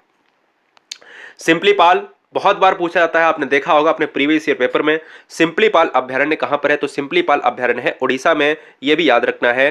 27 नंबर देखिएगा, 27 नंबर है वेदांतगल अभ्यारण्य और इंदिरा गांधी अभ्यारण्य। वेदांतगल अभ्यारण्य, इंदिरा गांधी अभ्यारण्य को हम मैप में देखेंगे, दोनों कहां पर है, तमिलनाडु में है, तमिलनाडु में है, ठीक है ना, याद रखिएगा। तमिलनाडु की बात करें तो तमिलनाडु ये रहा।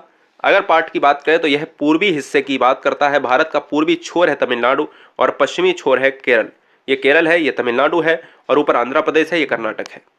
थोड़ा सा अगर हम बात करें तो तमिलनाडु में एक बहुत बढ़िया क्वेश्चन पूछा जाता है कि मधुमलाई अभ्यारण्य किस राज्य का हिस्सा है, तो मधुमलाई अभ्यारण्य भी आपका तमिलनाडु में है। तो ये वाला क्वेश्चन बहुत बार पूछा जाता है, बहुत बार पूछा गया। अगर हम बात करें डम्फा अभ्यारण्य, डम्फा अभ्यारण्य है एक, देखिए डालमा अलग है, डालमा अलग है, डम्फा अलग है। डालमा आपका किस राज्य में है, ऊपर मैं बता चुका हूं, कमेंट करो फटाफट। डम्फा अभ्यारण्य कहां पर है, तो मिजोरम में है। पेरियार अभ्यारण्य कहां पर है, तो केरल में है। ये जो बहुत इंपॉर्टेंट फैक्ट है जो मैंने अभी ऊपर मैप में बताया, तो पेरियार एक क्या है आपका, पेरियार एक नदी भी है। अगर क्वेश्चन में पेरियार नदी पूछे तो भी केरल मारिएगा, अगर पेरियार अभ्यारण्य पूछे तो भी आप केरल मारिएगा। आगे हम बात करें 32, पराम्बिकुलम अभ्यारण्य कहां पर है, तो पराम्बिकुलम कई बार एग्जाम में ट्रेंड किया हुआ क्वेश्चन है, कई बार एग्जाम में ट्रेंड किया हुआ क्वेश्चन है। पराम्बिकुलम हमारा कहां पर है, हमारा केरल में है। केरल दोस्तों वही वाला क्षेत्र है जहां पर रबर का उत्पादन सबसे ज्यादा होता है, जहां पर आपकी जो जनसंख्या है वो स्त्रियों की सबसे ज्यादा है। केरल वही राज्य है जहां पर नौका बहुत प्रसिद्ध है, यानी नौकायन बहुत प्रसिद्ध है। केरल दोस्तों वही राज्य है जहां पर सबसे ज्यादा साक्षरता है। आगे हम बात करेंगे पॉइंट नंबर 33। देखिए मध्य प्रदेश बहुत इंपॉर्टेंट है, याद रखना। कान्हा राष्ट्रीय उद्यान और पेंच राष्ट्रीय उद्यान मध्य प्रदेश में है। 34, पंचमढ़ी अभ्यारण्य कहां पर है, मध्य प्रदेश में है। ठीक है, आगे हम बात करें मध्य प्रदेश को अगर देखा जाए मैप में, तो मध्य प्रदेश ये रहा। भारत में सबसे ज्यादा सोयाबीन का उत्पादन मध्य प्रदेश में होता है। सोयाबीन में कितना प्रोटीन होता है, 42%। सबसे ज्यादा प्रोटीन किसमें होता है, सोयाबीन में ही होता है। 35, डची ग्राम राष्ट्रीय उद्यान कहां पर है, जम्मू एंड कश्मीर, जिसको हम J&K भी कहते हैं, जो एक थोड़ा सा विवादित हिस्सा है। आगे हम बात करें 37, बांधवगढ़ राष्ट्रीय उद्यान कहां है, मध्य प्रदेश में है, जहां पर बंगाल टाइगर के लिए प्रसिद्ध क्षेत्र माना जाता है। बहुत इंपॉर्टेंट है नागरहोल, नागरहोल राष्ट्रीय उद्यान कर्नाटक में है। कर्नाटक के नागरहोल को मैंने बताया, कर्नाटक में एक और नृत्य भी होता है, यक्षगान, यक्षगान नृत्य भी होता है, यह भी आपको याद रखना है। 39, पखुई वन्यजीव अभ्यारण्य कहां पर है, तो पखुई वन्यजीव अभ्यारण्य है अरुणाचल प्रदेश में, याद रख लेना है दोस्तों, बहुत इंपॉर्टेंट है। 40 नंबर है सुल्तानपुर झील अभ्यारण्य कहां पर है, तो हरियाणा में है। सुल्तानपुर झील अभ्यारण्य हरियाणा, बहुत इंपॉर्टेंट है, हरियाणा में एक ही यही पूछा जाता है। रोहिला राष्ट्रीय उद्यान एक ही पूछा जाता है हिमाचल प्रदेश में, रोहिला। ठीक है, सुंदरबन राष्ट्रीय उद्यान बच्चे बच्चे को पता है कि पश्चिम बंगाल में है, और सुंदरबन डेल्टा भी यहां पर बनता है, जो गंगा और ब्रह्मपुत्र नदियों के द्वारा बनता है। सुंदरबन डेल्टा और पश्चिम बंगाल की बात करें तो यहां पर सुंदरी वन वृक्ष पाए जाते हैं, इसीलिए इसका नाम बन गया है सुंदरबन डेल्टा, जो भारत का ही नहीं विश्व का सबसे बड़ा डेल्टा है। भगवान Mahavir, very very most important, भगवान महावीर उद्यान कहां पर है, तो यहां पर आपका गोवा हो जाएगा। गोवा किस नदी के किनारे बसा हुआ है, मांडवी नदी के किनारे बसा हुआ है। गोवा की राजधानी पणजी है। नोगाई खाइलेम की बात करें तो अभ्यारण्य बहुत इंपॉर्टेंट है, एक ही है, नोगाई खाइलेम हमारा है मेघालय में। और जो सबसे ज्यादा इंपॉर्टेंट है, विश्व में सबसे ज्यादा नाम आता है, सबसे ज्यादा इंपॉर्टेंट है केबुल लामजाओ। क्वेश्चन में ये पूछा जाता है कि एकमात्र ऐसा तैरता हुआ अभ्यारण्य बताइएगा जो विश्व में एक है, किस देश में है, इंडिया में है। इंडिया के किस राज्य में है, मणिपुर में, मणिपुर में है, तो उसका क्या नाम है, तो याद रखिएगा तैरता हुआ अभ्यारण्य। क्वेश्चन में पूछे पहला क्वेश्चन, ध्यान दीजिएगा, लिख लेना इसको। क्वेश्चन नंबर पहला अगर एग्जाम में पूछता है कि विश्व का एकमात्र तैरता हुआ अभ्यारण्य कहां पर है, तो आंसर जाएगा भारत, यानी इंडिया। क्वेश्चन नंबर 2, भारत का अभ्यारण्य जो तैरता हुआ है विश्व में नंबर 1 है, वो कहां है, किस स्टेट में है, मणिपुर। उसका तीसरा क्वेश्चन, उसका नाम क्या है, केबुल लामजाओ। ठीक है ना, केबुल लामजाओ है, बहुत इंपॉर्टेंट है दोस्तों, बहुत ज्यादा ही इंपॉर्टेंट है। क्लियर है, चलिए बहुत अच्छे, बहुत मजा आ गया दोस्तों। अगले पॉइंट की हम बात करेंगे, ये वाला बहुत अच्छी तरीके से याद रख लेना है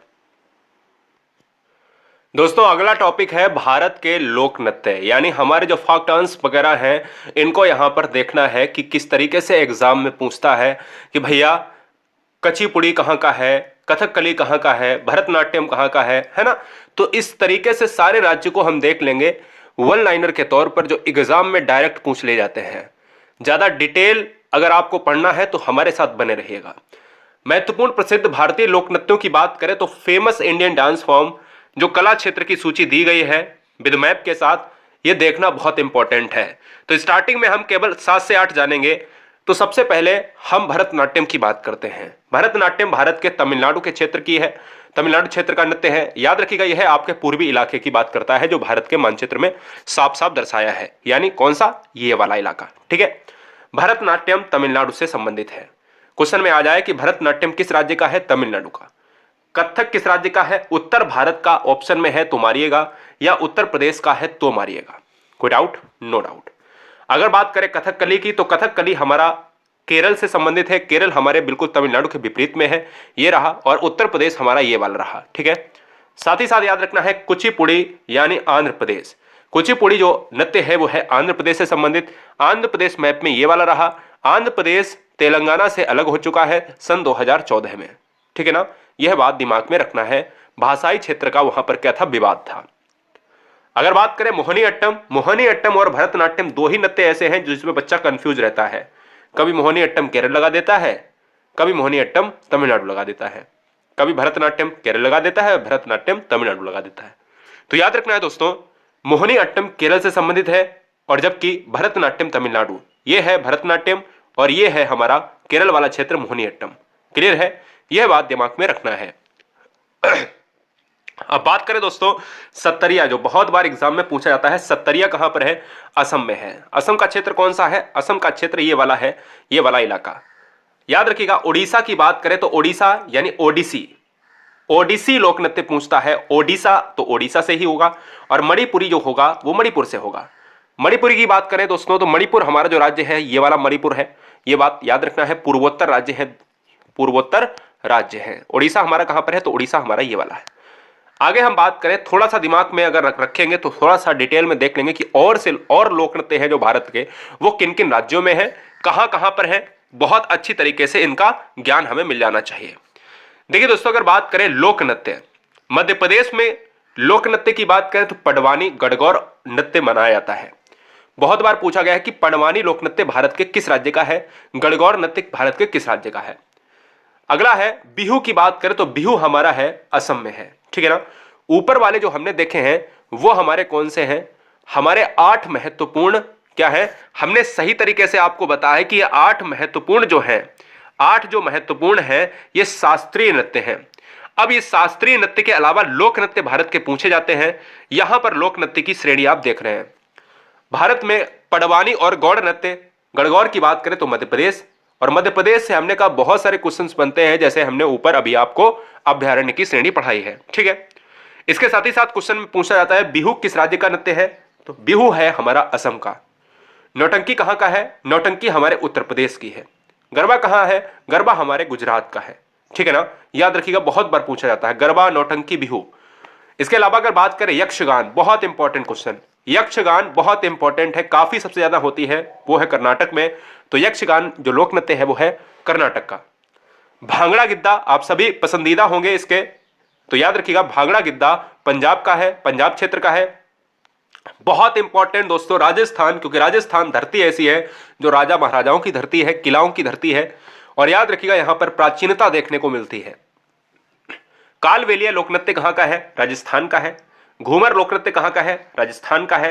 तेरह ताली लोक नृत्य कहां पर है, राजस्थान का है। और भवाई लोक नृत्य कहां का है, राजस्थान का है। कोई डाउट, नो डाउट।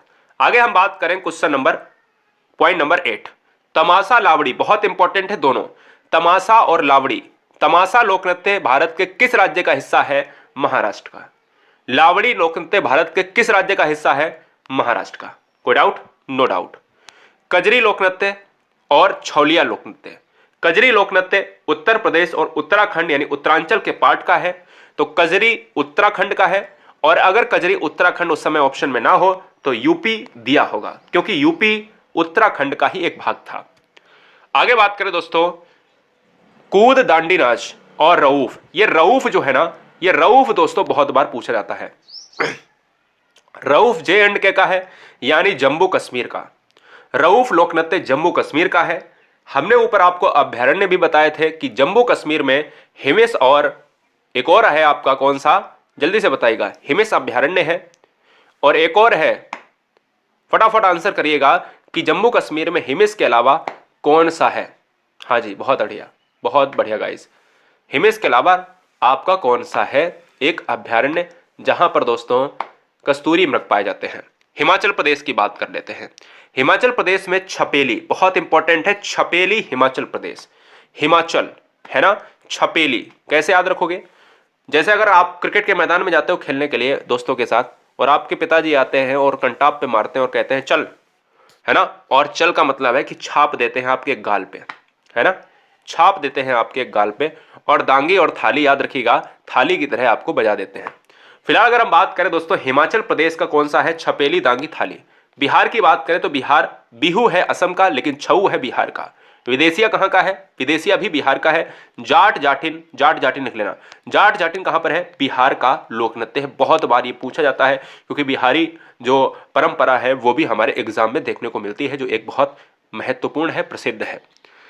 दोस्तों अगर बात करें कथकली मोहिनीअट्टम, कथकली लोक नृत्य हमारा, और मोहिनीअट्टम केरल से संबंधित है, मैंने अभी आपको ऊपर बताया।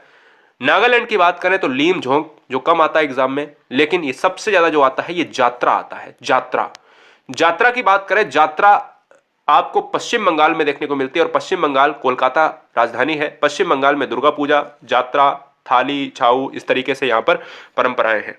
ठीक है, तो ये सारी चीजें आपने देखी, और आगे हम 3-4 चीजें और देख लेते हैं, यानी 20 क्वेश्चन 20 पॉइंट तक। 16 नंबर, मंदी ढकनी जो है, मंदी और ढकनी जो है गोवा का परंपरा है। कचीपुड़ी आंध्र प्रदेश का है, सभी जानते हैं। विदेशिया छऊ जो आपका बिहार के साथ साथ झारखंड का भी है, क्योंकि वहीं पर लगता है। साथ ही साथ ओडिशा और घुमरा, ये हमारा ओडिशा में है। और पंथी नृत्य जो वेरी वेरी मोस्ट इंपॉर्टेंट, ये इंपॉर्टेंट है, याद रखना है, छत्तीसगढ़ में पंथी नृत्य होता है, पंथी संप्रदाय के द्वारा। तो दोस्तों ये 20 पॉइंट आपने देखे, और ऊपर 8 पॉइंट अलग से देखे हैं। भारत के राज्यों के संबंध में सारी चीजें आपने क्या देखी हैं, यहां पर लोक नृत्य, पूरी परंपरा को हमने 5 मिनट के अंदर यहां पर डिस्कस कर लिया। चले अगले पॉइंट पर, अगले पॉइंट पर चलेंगे। थोड़ा सा आपको क्या लगेगा, बोरियत फील होगा, कोई बात नहीं। यहां पर देखिएगा, पहले हम जनजातीय क्षेत्र जान लेते हैं, अभी नहीं, फिलहाल आपको बोर कराएंगे, क्योंकि यहां से क्वेश्चन बहुत आता है। क्वेश्चन में कह देता है कि भारत में सबसे ज्यादा जनजाति कौन सी है, भारत में सबसे ज्यादा जनजाति किस क्षेत्र में है, किस राज्य में है। तो यहां से क्वेश्चन आते हैं। तो एक टॉपिक डाल लीजिएगा, भारत की जनजाति। भारत की जनजाति से क्वेश्चन आते हैं, तो भारत की जनजातियों में धार्मिक पुरुष, जिसको पुजारी को पाहन कहा जाता है, तो क्वेश्चन में क्या आता है, धार्मिक पुरुष पुजारी को पाहन कहा जाता है, मतलब जितने भी पुजारी होते हैं, ठीक है ना, चाहे वो एक किसी भी धर्म का हो, उसको हम पाहन कहते हैं जनजातियों में। अफ्रीका महाद्वीप को, अब याद रखो, जैसे जैसे हम लोगों में क्या होता है, पुजारी होता है ना, ऐसे ही मुस्लिम संप्रदाय में क्या होता है, बताओ जल्दी से बताओ, वहां पर क्या होता है, फटाफट। जिस तरीके से हिंदू में आप बात करते हो, रामायण महाभारत की बात करते हो, गीता की बात करते हो, ऐसे ही वहां पर कुरान होता है। ऐसे ही अलग धर्म में जेंदे अवेस्ता होता है, बाइबिल होता है। तो यहां पर भी क्या होता है, जनजातियों में जो उनका पुजारी होता है, वहां पर उसको क्या कहेंगे, पाहन कहेंगे। अफ्रीका महाद्वीप को जनजाति महाद्वीप भी कहा जाता है। और अफ्रीका महाद्वीप याद रखिएगा, अफ्रीका महाद्वीप में सहारा मरुस्थल भी है। क्लियर है, अफ्रीका महाद्वीप को काला महाद्वीप भी कहा जाता है, यह भी आपको याद रखना है। फिलहाल हम ये भारत की जीके पढ़ रहे हैं, तो भारत की जीके को हम पूरी तरीके से निचोड़ देंगे आज। भारत देश में सर्वाधिक जनजाति जनसंख्या वाला राज्य मध्य प्रदेश है। उसके बाद महाराष्ट्र का स्थान आता है। तो पहला क्वेश्चन यहां से बन गया, महाराष्ट्र को भूल जाना भले ही, लेकिन पहला क्वेश्चन ये बन गया कि भारत में जनजाति सबसे ज्यादा कहां पर है, तो मध्य प्रदेश का इलाका, मध्य प्रदेश के क्षेत्र से संबंधित है। क्लियर है, कोई डाउट नहीं होना चाहिए दोस्तों, बहुत इंपॉर्टेंट पॉइंट है, इंपॉर्टेंट मुद्दे हैं आपके सामने। भारत देश में सर्वाधिक जनजाति परसेंट जनसंख्या वाला राज्य मिजोरम है। अगर क्वेश्चन में पूछा जाए सर्वाधिक जनसंख्या कितनी है, यानी भारत देश में सर्वाधिक जनजाति जनसंख्या वाला, तो आप मध्य प्रदेश। लेकिन अगर पूछा जाए भारत देश में सर्वाधिक जनजाति परसेंट वाला राज्य, देखिए एक होता है जनसंख्या और एक होता है प्रतिशत के आधार पर। तो प्रतिशत के आधार पर आपका कौन सा है, 94% के साथ मिजोरम अग्रणी है। और याद रखिएगा दोस्तों, यहां पर अगला पॉइंट है कि भारत देश में सर्वाधिक जनजाति परसेंट जनसंख्या वाला केंद्र शासित अगर प्रदेश पूछता है, यानी यूनियन टेरिटरी पूछता है, केंद्र शासित प्रदेश है वो है लक्षद्वीप। लक्षद्वीप में 94%। लक्षद्वीप कहां पर पड़ता है, यहां पर है आपका अंडमान, और यहां पर है आपका लक्षद्वीप, यानी पश्चिमी इलाके में। क्लियर आया, याद आया, पढ़ाया था आपको। भारत देश में न्यूनतम जनजाति जनसंख्या वाला राज्य गोवा, तथा इसके बाद उत्तर प्रदेश का स्थान आता है। भारत देश में न्यूनतम जनजाति जनसंख्या वाला राज्य कौन सा है, गोवा है, तथा इसके बाद उत्तर प्रदेश का स्थान आता है। पंजाब, हरियाणा, दिल्ली एवं चंडीगढ़ में कोई भी जनजाति निवास नहीं करती है, इसलिए इसको भी ध्यान रखना है। अगला लास्ट पॉइंट है कि किसी भी जनजाति समुदाय को की बात करें तो अधिसूचित करने का अधिकार किस पर है, राष्ट्रपति पर है। यह आपका पॉलिटिकल से क्वेश्चन है कि अगर जनजाति जो है अधिसूचित करेगा उसका अधिकार केवल राष्ट्रपति को है, इसलिए यह क्वेश्चन इंपॉर्टेंट हो जाता है। ना तो प्रधानमंत्री कर सकता है, ना राज्यपाल कर सकता है, ना ही कोई मुख्यमंत्री कर सकता है, केवल राष्ट्रपति करेगा जनजाति के समुदाय का अधिसूचित। क्लियर है? आगे हम बात करेंगे दोस्तों, बहुत इंपॉर्टेंट है, वेरी वेरी मोस्ट इंपॉर्टेंट, जवाब दीजिएगा इसका। अगर क्वेश्चन में पूछ लिया जाए कि भारत में सबसे बड़े जनजातीय समूह कौन से हैं, तो भारत में सबसे बड़े जनजातीय समूह हैं 3। एक है गोंड, एक है भील और एक है संथाल। गोंड और भील आपस में कभी कभी नंबर 1 पर हो जाते हैं 5 महीने में, भील कभी कभी नंबर 1 पर हो जाता है, तो इसलिए इनमें घमासान मचता रहता है। फिलहाल आपको याद रखने हैं कि 3 ही सबसे बड़े हैं भारत में, गोंड, भील, संथाल। अगर क्वेश्चन में पूछ लिया है गोंड कहां पर है, भील कहां पर है, संथाल कहां पर है, किस राज्य का हिस्सा है, तो ये भी हम बताएंगे। गोंड, भील, संथाल है क्या, तो भारत की जनजाति समूह है। क्लियर है? कोई डाउट? No doubt. अगर मैं बात करूं 2 पॉइंट पर, एक है पशुपालक जनजातियां और एक है कृषि वाला। पशुपालक जनजातियों में टोडा जनजाति तमिलनाडु के नीलगिरी पहाड़ी पर निवास करती है तथा भैंस पालन करती है। Very very most important question में आता है कि टोडा जनजाति किस राज्य की है, तमिलनाडु की है। टोडा जनजाति किन पहाड़ियों की है, नीलगिरी पहाड़ियों की। ये नीलगिरी पहाड़ियां कहां पर है, कर्नाटक क्षेत्र की बात करते हैं, तमिलनाडु की क्षेत्र की बात करते हैं। और याद रखिएगा यहां पर भैंस पालन की बात करते हैं, तो भैंस पालन यहां पर टोडा जनजाति करती है, कहां, तमिलनाडु के क्षेत्र में, क्योंकि पशुपालन से संबंधित है। गद्दी एवं बकरावल जनजाति नाम है ये पूरा, गद्दी एवं बकरावल जनजाति, जो 2 जनजातियां हैं, एक गद्दी और बकरावल। बकरावल जनजाति आपको खुद ही पता होगा, गद्दी और बकरावल से नाम याद रखना है बकरी। अच्छा, याद कैसे करोगे? गद्दी की बात करें तो गद्दी को आप ध्यान दीजिएगा, भेड़ में ऊन होती है, ऊन की क्या बना लो, आप गद्दी बना लो, ठीक है ना। और अगर बकरी की बात करें तो यहां पर बकरावल लिखा है, याद कर सकते हो ना। याद करने के लिए कहां पर पाई जाती है, हिमाचल प्रदेश में, और यह किसका पालन करते हैं, भेड़ और बकरी का। क्लियर है? चकमा जनजाति दोस्तों कहां की है, चकमा जनजाति है बांग्लादेश की। और याद रखिएगा बांग्लादेश हमारा 3 तरफ से त्रिपुरा को घेरे हुए हैं। यह पूर्वोत्तर भारत में प्रमुखतः त्रिपुरा में शरणार्थी के रूप में प्रवेश कर गए हैं। अभी जो मुद्दा है यही बहुत गरमाया हुआ मुद्दा है, इसलिए इस क्वेश्चन को याद रखना है।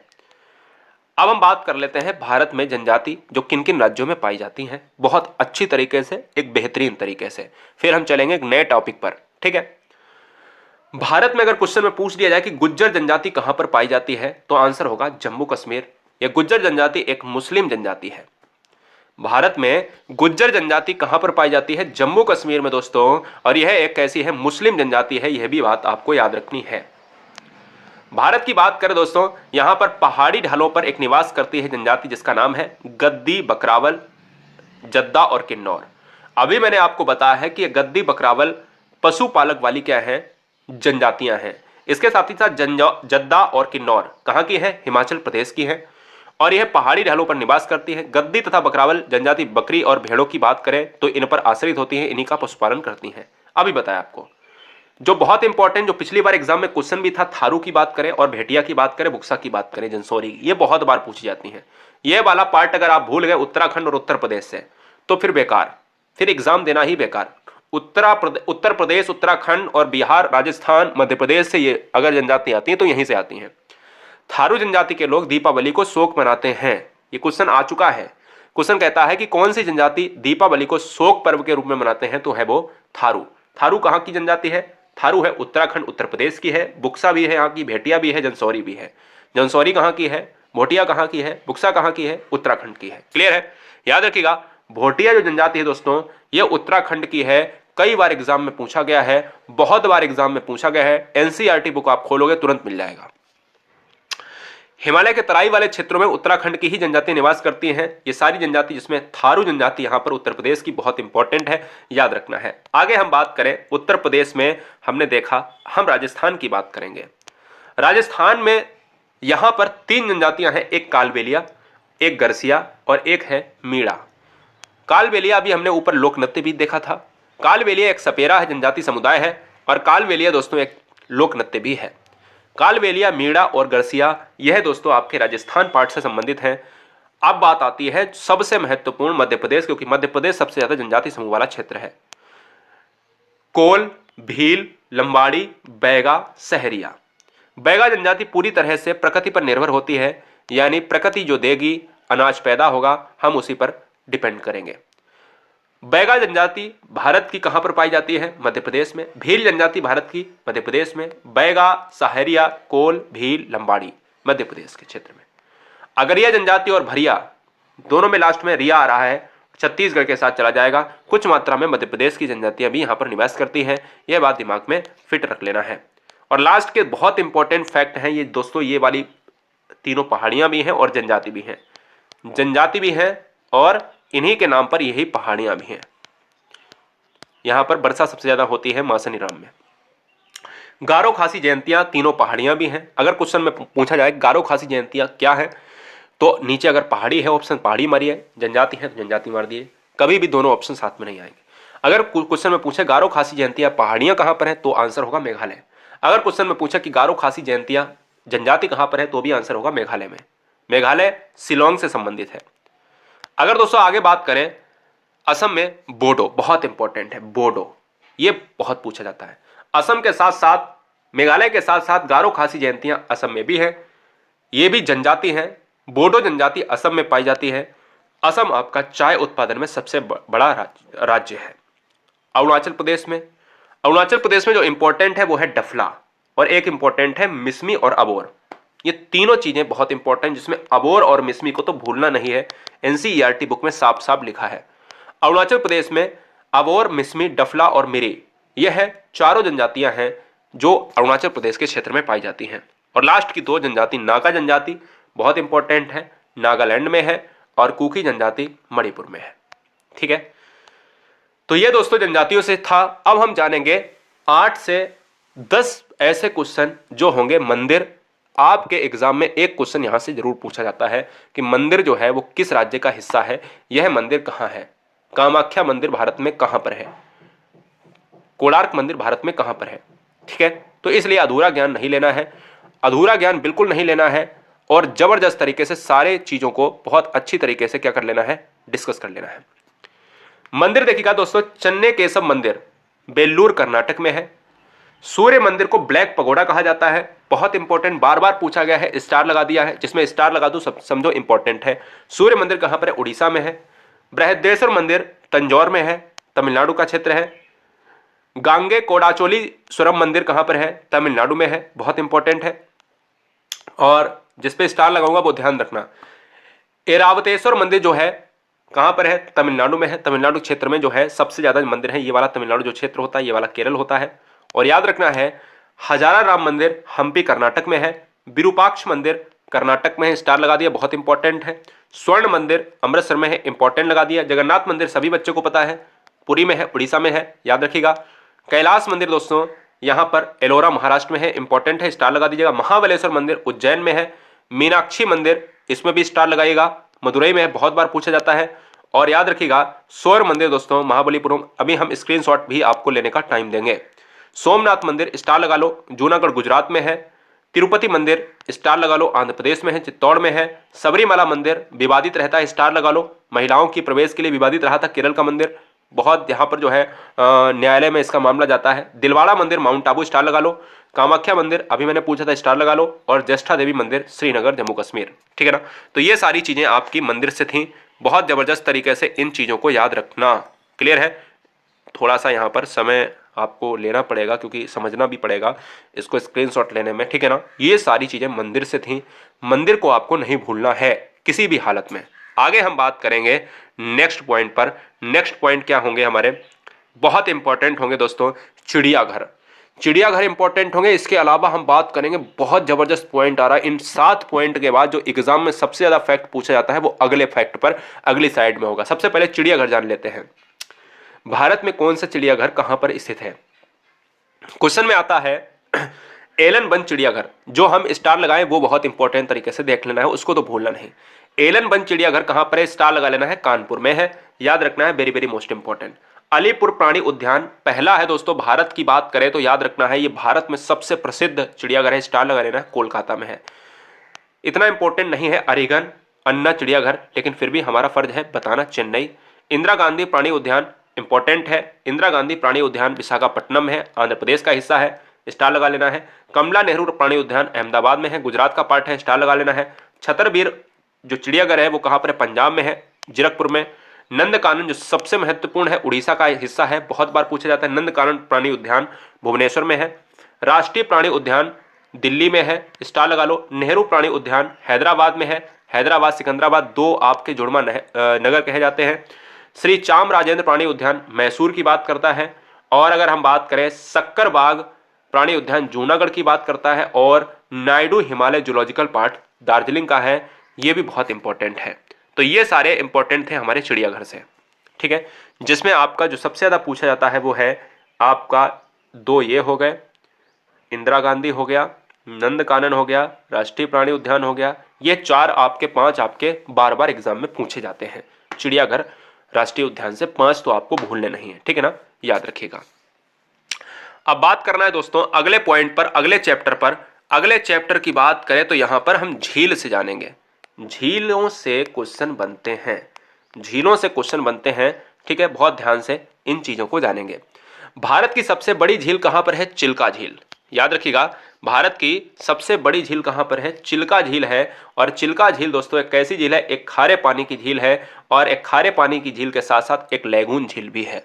तीन क्वेश्चन बनते हैं। सबसे बड़ी झील आपने कहा चिल्का झील, कहां है? उड़ीसा में है। दूसरा क्वेश्चन कैसी है? तीसरा क्वेश्चन खारे पानी की है।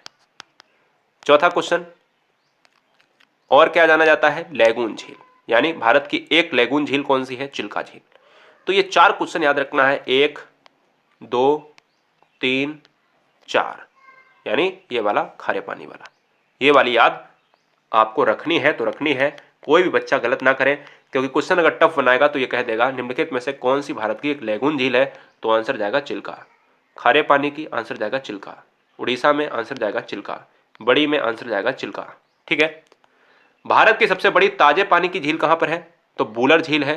नाम क्या है? बूलर। पहला क्वेश्चन कहां पर है? दूसरा क्वेश्चन जम्मू कश्मीर में। तीसरा क्वेश्चन कैसी है? खारे पानी की या मीठे पानी की? मीठे पानी की, साथ साथ ताजे पानी की। तो ये चार क्वेश्चन यहां पर बन गए, है ना। ताजे पानी की, मीठे पानी की झील है बूलर, कहां पर है? कश्मीर में।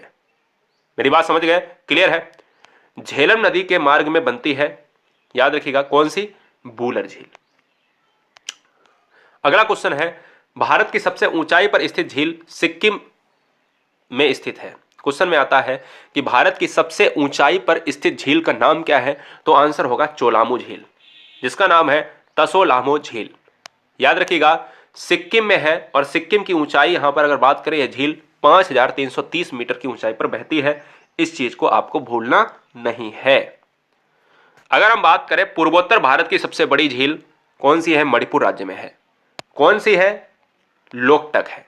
इसी के पास एक राष्ट्रीय उद्यान है किबुल लामजाओ, दुनिया का एकमात्र तैरता हुआ राष्ट्रीय उद्यान है। ऊपर सारे राष्ट्रीय उद्यान को हमने अच्छी तरीके से आपको डिस्कस किया है, अच्छी तरीके से डिस्कस किया है। कोई भी बच्चा ये नहीं कह सकता है कि सर हमने पढ़ाया नहीं, ठीक है। हाँ जी, भारत में पूर्वोत्तर राज्य में एक सबसे बड़ी झील है, लोकटक झील है, जिसका नाम है लोकटक। किस राज्य में? मणिपुर राज्य में। इसी के पास किबुल लामजाओ है। किबुल लामजाओ क्या है? एक राष्ट्रीय उद्यान है। राष्ट्रीय उद्यान कैसा है? दुनिया का एकमात्र तैरता हुआ राष्ट्रीय उद्यान है जो तैर रहा है। इसी पर शेर, बाघ, चीता सब कुछ रहते हैं, ठीक है, याद रखना है। बात करें दोस्तों मणिपुर की, तो मणिपुर में रहा, मणिपुर वाला क्षेत्र रहा ये वाला, क्लियर है। मणिपुर का क्षेत्र कौन सा है? पूर्वोत्तर राज्य का हिस्सा है, जो मिजोरम और नागालैंड, त्रिपुरा सीमाओं से लगता है, मेघालय सीमाओं से लगता है। झील की बात करें तो जम्मू कश्मीर। अब सही तरीके से एक एक पॉइंट को लिख लेना है। जम्मू कश्मीर में प्योंग त्यों झील, जो चाइना के अधिकार वाले कश्मीर में स्थित है, बहुत इंपॉर्टेंट है। अगर क्वेश्चन में पूछा जाए कि प्योंग त्यों झील किसके अधिकार में है? चाइना, पाकिस्तान, अफगानिस्तान, नेपाल, तो किसके हिस्से में है? चाइना के अधिकार में है। बूलर झील दोस्तों, तो बूलर झील किस नदी के पार्ट की बात करता है? झेलम नदी की पार्ट की बात करता है। याद रखिएगा बूलर झील जो है कहां पर है? जम्मू कश्मीर में है। झेलम के सर्पीलाकार चलने के कारण बनी है। इसे गोखुर झील भी कहा जाता है, वेरी वेरी मोस्ट इंपॉर्टेंट। तो बूलर झील का दूसरा नाम क्या है? गोखुर झील है। अगला पॉइंट है कि डल झील कहां पर है भारत में? तो डल झील है जम्मू कश्मीर में। डल झील कैसी है? ताजे पानी की झील है, यहां पर दलदल पाए जाते हैं, ठीक है। अगला क्वेश्चन आता है, यह बताओ नागिन झील, अनंतनाग झील, शेषनाग झील, मंसार झील, ये कहां पर है? ये भी आपके जम्मू कश्मीर में है। याद रखना है जितने भी नांग वाले ट्रिक हैं, नांग वाली झील आती हैं, वो है हमारी जम्मू कश्मीर में। जम्मू कश्मीर में डल भी है, बूलर भी है और प्योंग त्यो सांग की बात करता है। ठीक है, अगली बात करें, अगला हमारा जो क्वेश्चन आता है वो है हिमाचल प्रदेश से। हिमाचल प्रदेश से क्वेश्चन कैसे आता है दोस्तों, बताइएगा। हिमाचल प्रदेश से दोस्तों क्वेश्चन ऐसे आता है कि भैया सूरजताल झील किस राज्य का हिस्सा है। सूरजताल झील किस राज्य का हिस्सा है? तो सूरजताल झील जो है वो है बाड़ा लाचा दर्रा के पास, ताजे पानी की झील, या फिर सूरजताल झील जो है हिमाचल प्रदेश राज्य का हिस्सा है। चंद्रताल नको झील ये भी हिमाचल प्रदेश का हिस्सा है। रेणुका झील हिमाचल प्रदेश का हिस्सा है। सिरमौर जिले में स्थित यह एक ताजे पानी की झील है, यहाँ एक चिड़ियाघर भी स्थित है। वेरी वेरी मोस्ट इंपॉर्टेंट आते हैं दोस्तों उत्तराखंड से। उत्तराखंड झील 3 झीलों में समाहित है, नैनीताल, रूपकुंड ताल, भीमताल, राकसताल। ये सारी झीलें कहां पर हैं? नौकुचिया ताल, एक और याद रखना है, नौकुचिया ताल, नौकुचिया ताल, एक और है याद, राकसताल। तो यहां पर जितने भी राकसताल, नौकुचिया ताल, नैनीताल, भीमताल, रूपकुंड ताल, ये सारी जो झीलें हैं वो कहां पर हैं? उत्तराखंड के पार्ट में स्थित हैं। सिक्किम में एक झील बहुत इंपॉर्टेंट है जिसका नाम है चोलामू झील। चोलामू झील की बात करें तो भारत की सबसे ऊंची झील है, जो मैंने अभी ऊपर बताया है, सिक्किम में। और सिक्किम कहां पर पड़ता है? ये वाला सिक्किम पार्ट है जो एक चीन का हिस्सा, चीन के हिस्से से विवादित हिस्सा है। ठीक है ना, याद रखिएगा। यानी चीन और भारत में तनातनी यहीं पर छिड़ी रहती है, सिक्किम और अरुणाचल के प्रदेश के साथ। मणिपुर की बात करें दोस्तों, तो मणिपुर की बात करें तो मणिपुर को मैंने अभी ऊपर आपको बताया है कि मणिपुर में कीबुल लामजाओ पर स्थित एक झील है जिसका नाम है लोकटक झील। यह पूर्वोत्तर राज्य की सबसे बड़ी झील है, भारत की नहीं, यह पूर्वोत्तर राज्य, यहां पर यह पूर्वोत्तर राज्य है। भारत तो पूरा है, लेकिन अगर क्वेश्चन में पूछा जाए पूर्वोत्तर राज्य पर सबसे बड़ी झील कौन सी है, लोकटक झील है। कहां पर है? मणिपुर में है। कीबुल लामजाओ कहां पर है? मणिपुर में है। उड़ीसा, चिल्का झील अभी बता चुका हूं, लिखना मत। चिल्का झील की बात करें तो एक खारे पानी की झील है, साथ ही साथ भारत की सबसे बड़ी झील भी है और लैगून झील भी है। और याद रखना है दोस्तों, खारे पानी की झील चिल्का झील है कहां पर? उड़ीसा में है। उड़ीसा के साथ साथ इसकी राजधानी भी याद रखना है, भुवनेश्वर। क्लियर है, याद रखना है। आंध्र प्रदेश देखिएगा, सबसे ज्यादा पूछी जाती है कोलेरू। यहां पर आंध्र प्रदेश में कोलेरू और पुलिकट से ही क्वेश्चन आते हैं। कोलेरू झील बहुत सारे बच्चे महाराष्ट्र मार के चले जाते हैं। कोलेरू झील ताजे पानी की झील है, गोदावरी व कृष्णा नदी के बीच में बनती है। पुलिकट झील की बात करें तो इस झील का कुछ हिस्सा तमिलनाडु में भी पड़ता है। तो याद रखना है, फिलहाल पुलिकट झील अगर तमिलनाडु है तमिलनाडु ऑप्शन मारो, आंध्र प्रदेश है आंध्र प्रदेश मारो, या आंध्र प्रदेश तमिलनाडु दोनों है तो आप दोनों को मारिएगा। कोलेरू झील कहां पर है? आंध्र प्रदेश में है। पुलिकट झील कहां पर है? आपकी आंध्र प्रदेश के साथ है। और यह झील सतीश धवन अंतरिक्ष केंद्र के पास है। यह बात याद रखना है, बहुत इंपॉर्टेंट है, जो अंतरिक्ष विज्ञानी केंद्र है। तमिलनाडु में एक क्वेश्चन आता है पुलिकट झील जो मैंने ऊपर बताया है, और या फिर बीरानम झील या फिर चेम्ब्राकाकम झील। तमिलनाडु क्षेत्र कहां पर है? तमिलनाडु क्षेत्र हमारा ये रहा भारत में, और तमिलनाडु क्षेत्र में चेम्ब्राकम है, पुलिकट है और बैरीनाम झील है। बैरीनाग नहीं है, बैरीनाग है आपकी जम्मू कश्मीर में। ठीक है, यह बात आपको याद रखनी है। सबसे महत्वपूर्ण है, 2 यहां पर पूछी जाती हैं, एक वेम्बनाड और एक अष्टमुडी। अष्टमुडी जो है झील है वो केरल में है, और वेम्बनाड झील भी आपकी खारे पानी की झील है, ये भी आपकी केरल में है। इसके साथ ही साथ एक और झील जो पूछी नहीं गई है, फिलहाल मैं बता देना चाहता हूं, शास्ता माकोट्टा झील, ये कहां की है? ये भी केरल की है। और याद रखना है दोस्तों, केरल भारत के किस हिस्से की बात करता है? तो केरल भारत के इस हिस्से की बात करता है। यहां पर वेम्बनाड है और यहां पर दोस्तों अष्टमुडी है। ठीक है ना, क्या है? अष्टमुडी है। चलिए तेलंगाना की बात कर लेते हैं। तेलंगाना में आपकी उस्मान सागर झील है और हिमायत सागर झील। तेलंगाना भारत में एक ऐसा पार्ट है जो आंध्र प्रदेश से अलग हुआ है, कई बार मैंने आपको बताया है, बहुत इंपॉर्टेंट दोस्तों, याद रखिएगा। तेलंगाना है कहां पर? ये वाला नीला वाला पार्ट। ये नीला वाला पार्ट कहां पर है? यहां पर ये नीला वाला आपको पार्ट दिख रहा होगा, यही तेलंगाना है। हिमायत सागर झील और उस्मान झील सागर हमारा कहां पर है? तेलंगाना में। बहुत इंपॉर्टेंट है लोनार झील। क्वेश्चन में यह पूछा जाता है कि महाराष्ट्र की लोनार झील किस तरीके से निर्माणित है। तो लोनार झील दोस्तों ज्वालामुखी यानी वोल्केनोज की बात करता है। जिस तरीके से आप आग्नेय चट्टान का निर्माण देखते हो, तो आग्नेय चट्टान का निर्माण ज्वालामुखी से हुआ है, काली मिट्टी का निर्माण ज्वालामुखी से हुआ है। ऐसे ही महाराष्ट्र में जो एक झील है लोनार झील, उसका निर्माण भी ज्वालामुखी से ही हुआ है।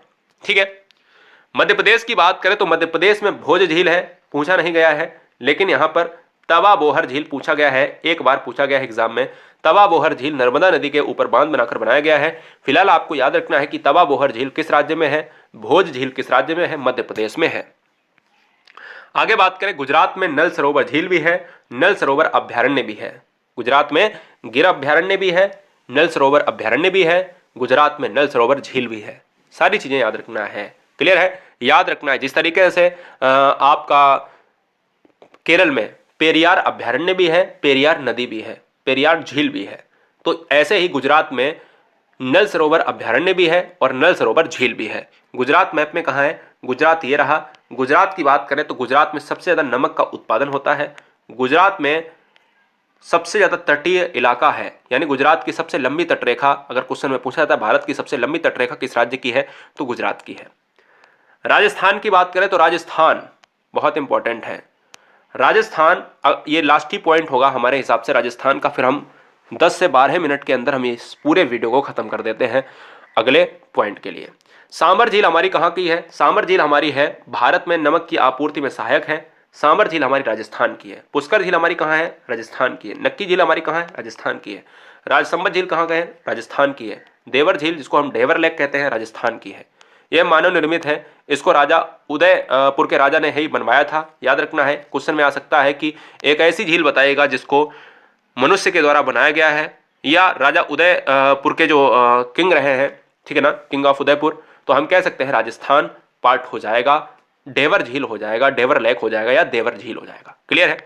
आगे हम बात करें, पंचभद्रा झील कैसी है, खारे पानी की झील है, और पंचभद्रा किस राज्य की है। खारे पानी की भूल जाना, लेकिन राज्य मत भूलना, राजस्थान की बात करता है, तो राजस्थान आपको याद रखना पड़ेगा। ठीक है, याद रखिएगा, बहुत बढ़िया। अगला पॉइंट डिस्कस करेंगे दोस्तों भारत की मिट्टियों पर। भारत की मिट्टियां जो एग्जाम पॉइंट ऑफ व्यू से बहुत जबरदस्त तरीके से अपना प्रभाव जमाती हैं आपके एग्जाम में। याद रखिएगा, भारत की मिट्टियों में क्वेश्चंस कैसे बनते हैं, जैसे काली मिट्टी का रंग काला कैसे है, काली मिट्टी कितना % है, जलोढ़ मिट्टी कितना % है, खादर बांगर क्या है। साथ ही साथ अगर पूछा जाए कि इस मिट्टी में कौन सी खेती होती है, या काली मिट्टी की प्रकृति कैसी होती है, क्षारीय या अम्लीय होती है, चाय की खेती कौन सी मिट्टी में होती है, कपास की खेती कौन सी मिट्टी में होती है, और बरसीम किस मिट्टी में होता है। बहुत सारी चीजें हैं जो आज इस वीडियो में डिस्कस करेंगे, यानी हम पूरी वीडियो में बहुत सारा पार्ट ऊपर पढ़ के आए। ठीक है, चलिए स्टार्ट करते हैं भारत की मिट्टियों का अगला चैप्टर। भारत की मिट्टियां अगर देखा जाए दोस्तों, बहुत देर से पढ़ा रहा हूं, याद रखिएगा चैनल को सब्सक्राइब जरूर कर लें। अगर यहां तक आप वीडियो पर पहुंचे होंगे तो लगभग अगर 3000 बच्चों ने क्लिक किया होगा एक साथ में अगर वीडियो, तो उसमें से सीरियस बच्चे अभी भी यहां पर 1 घंटा के बाद भी यहां पर कितने देख रहे होंगे, लगभग 50 ही बच्चे देख रहे होंगे मेरे हिसाब से। ठीक है, तो वही बच्चे सेलेक्टेड बच्चे होंगे एग्जाम में। तो याद रखिएगा, भारत में अगर मिट्टियों की बात करें तो भारत में उनके गुणों के आधार पर अनुसंधान परिषद, जिसको ICAR कहा जाता है, ठीक है ना, ICAR भारत का कृषि अनुसंधान परिषद है। इन्होंने गुणों के आधार पर, प्रकृति के आधार पर 8 प्रकार के मिट्टियों में बांटा है। यानी अगर क्वेश्चन में पूछा जाए भारत में मिट्टियों के प्रकार कितने हैं, तो भारत में मिट्टियों के प्रकार 8 हैं। किसने दिया है, भारतीय कृषि अनुसंधान परिषद, जिसको ICAR कहते हैं। तो क्वेश्चन कुल मिलाकर यहां पर एक तैयार हो गया कि भारत में मिट्टियों को कितने भागों में बांटा गया है, 8 भागों में बांटा गया है। एनी डाउट, एनी डाउट बताइए, कोई डाउट नहीं दोस्तों। आगे हम चलेंगे, पहला हम लेंगे पहला भाग मिट्टी का, जलोढ़ मिट्टी। इसमें हम विशेष मिट्टियों को जानेंगे, केवल हम विशेष मिट्टियों से जहां से क्वेश्चंस बनते हैं। फिलहाल हम पूरा डिटेल जान लेंगे, यानी आगे आने वाले 10 मिनट तक हम मिट्टियों को पढ़ेंगे, क्योंकि भारत एक कृषि प्रधान देश है और भारत कृषि से क्वेश्चंस एग्जाम में भारत में बहुत रखे जाते हैं। क्वेश्चन में ये पूछा जाए कि ये बता दो कि भारत में जो नदियों के द्वारा बहाकर लाई गई मिट्टी को हम क्या कहते हैं, तो आंसर होगा जलोढ़ मिट्टी। पहला क्वेश्चन, केवल स्टार बनाकर जो मैं बोलता जाऊं वही लिखना, ये पूरी व्याख्या मत लिखना। दूसरा क्वेश्चन याद रखना है कि अगर क्वेश्चन में ये पूछा जाए कि भारत में सबसे ज्यादा कौन सी मिट्टी पाई जाती है, सबसे ज्यादा किसका % है, तो वो है जलोढ़ मिट्टी। जलोढ़ मिट्टी को एलुवियल सॉइल भी कहते हैं। जलोढ़ मिट्टी को दोस्तों एलुवियल सॉइल भी कहते हैं, और इसको हम उर्वरक मिट्टी भी कहते हैं, उर्वरक मिट्टी। क्लियर है, उर्वरक मिट्टी भी कहते हैं। तो यह नदियों के द्वारा बहाकर लाई गई है मिट्टी, वही जलोढ़ मिट्टी है। नदियों के द्वारा बाहित और निक्षेपित अवसाद के द्वारा यह मिट्टी बनी होती है, जो मैंने अभी ऊपर बताया। यह नदी कछारों में पाई जाती है, इसलिए यह इसे कछारी मिट्टी भी कहा जाता है। तो इसलिए उर्वरक मिट्टी, उपजाऊ मिट्टी। ध्यान दीजिएगा, आपको कैसे अपने नोट्स में लिखना है, जलोढ़ लिख लेना है। जलोढ़ मिट्टी को ऐसे 3 डैश कर देना है।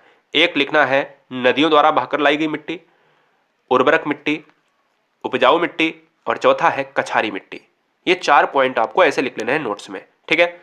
आगे हम बात करेंगे प्रकार। अब देखिए यहां पर जलोढ़ मिट्टी जो होती है, ये वाला जो आपको पार्ट दिख रहा है ना जलोढ़ मिट्टी का, यही वाला जो पार्ट होता है उत्तर भारत का पार्ट होता है। जो यहां पर उत्तर भारत का जो पार्ट होता है नदियों के द्वारा है। यहां पर गंगा भी है, यमुना भी है, बहुत सारी नदियां हैं, और इधर से ब्रह्मपुत्र नदी भी आती है। तो जितना भी ये वाला नीला नीला पार्ट दिख रहा है नॉर्मल वाला, यही क्या है, जलोढ़ मिट्टी का भाग है। जलोढ़ मिट्टी को 2 भागों में बांटा गया है, एक है खादर मिट्टी, एक है बांगर। खादर मिट्टी वो है जो नवीन जलोढ़ मिट्टी है, यानी जो नदियां नई जलोढ़ मिट्टी बहाकर लाती हैं अपने साथ, वही है दोस्तों खादर। और बांगर मिट्टी को कहा जाता है प्राचीन जलोढ़ मिट्टी। ये क्वेश्चन एग्जाम में बहुत बार पूछा गया है। क्वेश्चन में कहता है कि खादर मिट्टी कैसी होती है, तो पुरानी होती है क्या या नवीन। तो नई मिट्टी को खादर मिट्टी कहते हैं और पुरानी मिट्टी को बांगर मिट्टी कहते हैं। एक अगर मैं बता दूं ट्रिक से तो दूसरी अपने आप याद हो जाएगी।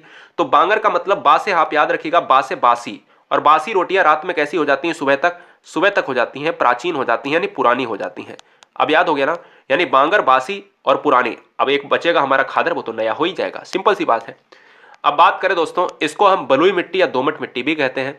बलुई मिट्टी से चिकनी मिट्टी पश्चिम में अधिक बलुई है, जबकि गंगा में मैदान में, ब्रह्मपुत्र घाटी में यहां पर क्या है, इसकी क्ले की मात्रा ज्यादा है। अब याद रखिएगा दोस्तों, यहां पर जो क्वेश्चंस बनते हैं, कहता है कि ये बताओ कि भारत के कितने परसेंट पर जलोढ़ मिट्टी है। तो 40%, पूरी भूमि का 40% हिस्सा जलोढ़ मिट्टी का है। तो स्टार बनाकर इसको भी लिख लेना है कि 40% हिस्सा किसका है, जलोढ़ मिट्टी का है। आगे हम बात करेंगे काली मिट्टी। काली मिट्टी की बात करें, अच्छा जलोढ़ मिट्टी में क्या होगा, जलोढ़ मिट्टी में होगा गेहूं होगा सबसे अच्छा, धान होगा बढ़िया वाला, ठीक है ना। इसके अलावा क्या होगा, आलू होगा, मक्का होगा, गन्ना होगा। ज्यादातर फसलें जलोढ़ मिट्टी में हो ही जाती हैं। काली मिट्टी की बात करें तो काली मिट्टी का जो रंग होता है वो काला क्यों होता है, तो ये लिख लो पहले, टिटैनीफेरस मैग्नेटाइट, या मैं जी लिख दे रहा हूं, मैग्नेटाइट, ठीक है ना। टिटैनीफेरस मैग्नेटाइट की वजह से इसका रंग होता है काला।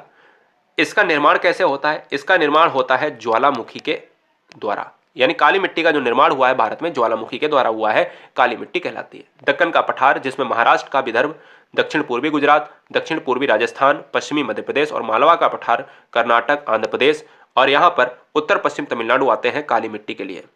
अब याद रखिएगा, काली मिट्टी का सबसे अधिक, यही पूछा जाएगा, इतनी व्याख्या आपको याद करने की जरूरत नहीं है। काली मिट्टी का सबसे अधिक क्षेत्र पूछा जाता है कहां पर है, महाराष्ट्र में है। काली मिट्टी से 2 फैक्ट आपको बताए हैं। काली मिट्टी का निर्माण कैसे हुआ है, ज्वालामुखी के द्वारा हुआ है।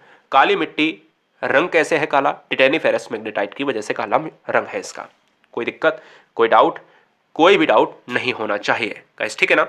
आगे हम बात करेंगे क्षेत्रफल के अनुसार काली मिट्टी 28% इसका अपना हिस्सा रखती है, जबकि 40% हिस्सा जलोढ़ मिट्टी रखती है। काली मिट्टी की प्रकृति जो है चिकनी और चिपचिपी हो जाती है बहुत जल्दी। बहुत इंपॉर्टेंट पॉइंट है कि काली मिट्टी के दूसरे नाम क्या है और काली मिट्टी में कौन सी खेती होती है। काली मिट्टी में सबसे ज्यादा कपास होती है, इसलिए इसका नाम कपासी मिट्टी है। काली मिट्टी ज्वालामुखी से होती है, तो इसलिए इसको ज्वालामुखी मिट्टी कहा जाता है। काली मिट्टी को रेगुर मिट्टी भी कहते हैं, और काली मिट्टी को कन्हार मिट्टी कहते हैं। और काली मिट्टी का एक नाम और है चरनोजम मिट्टी, ये भी लिख लीजिएगा। चरनोजम मिट्टी भी काली मिट्टी का नाम है। कपासी मिट्टी काली मिट्टी का नाम है क्योंकि कपास होती है। ज्वालामुखी मिट्टी ज्वालामुखी कपासी मिट्टी यानी काली मिट्टी का ही नाम है, क्योंकि यह ज्वालामुखी से ही इसका उद्गार हुआ है। लाल एवं पीली मिट्टी, लाल एवं पीली मिट्टी अरावली क्षेत्र, तमिलनाडु, कर्नाटक, आंध्र प्रदेश, उड़ीसा और छत्तीसगढ़ में महानदी के मैदान में। लाल मिट्टी की बात करें तो लाल मिट्टी का ये क्षेत्र है, लाल मिट्टी ये वाला क्षेत्र है, ये वाला पूरा लाल मिट्टी का ही क्षेत्र है, आप देख रहे होंगे।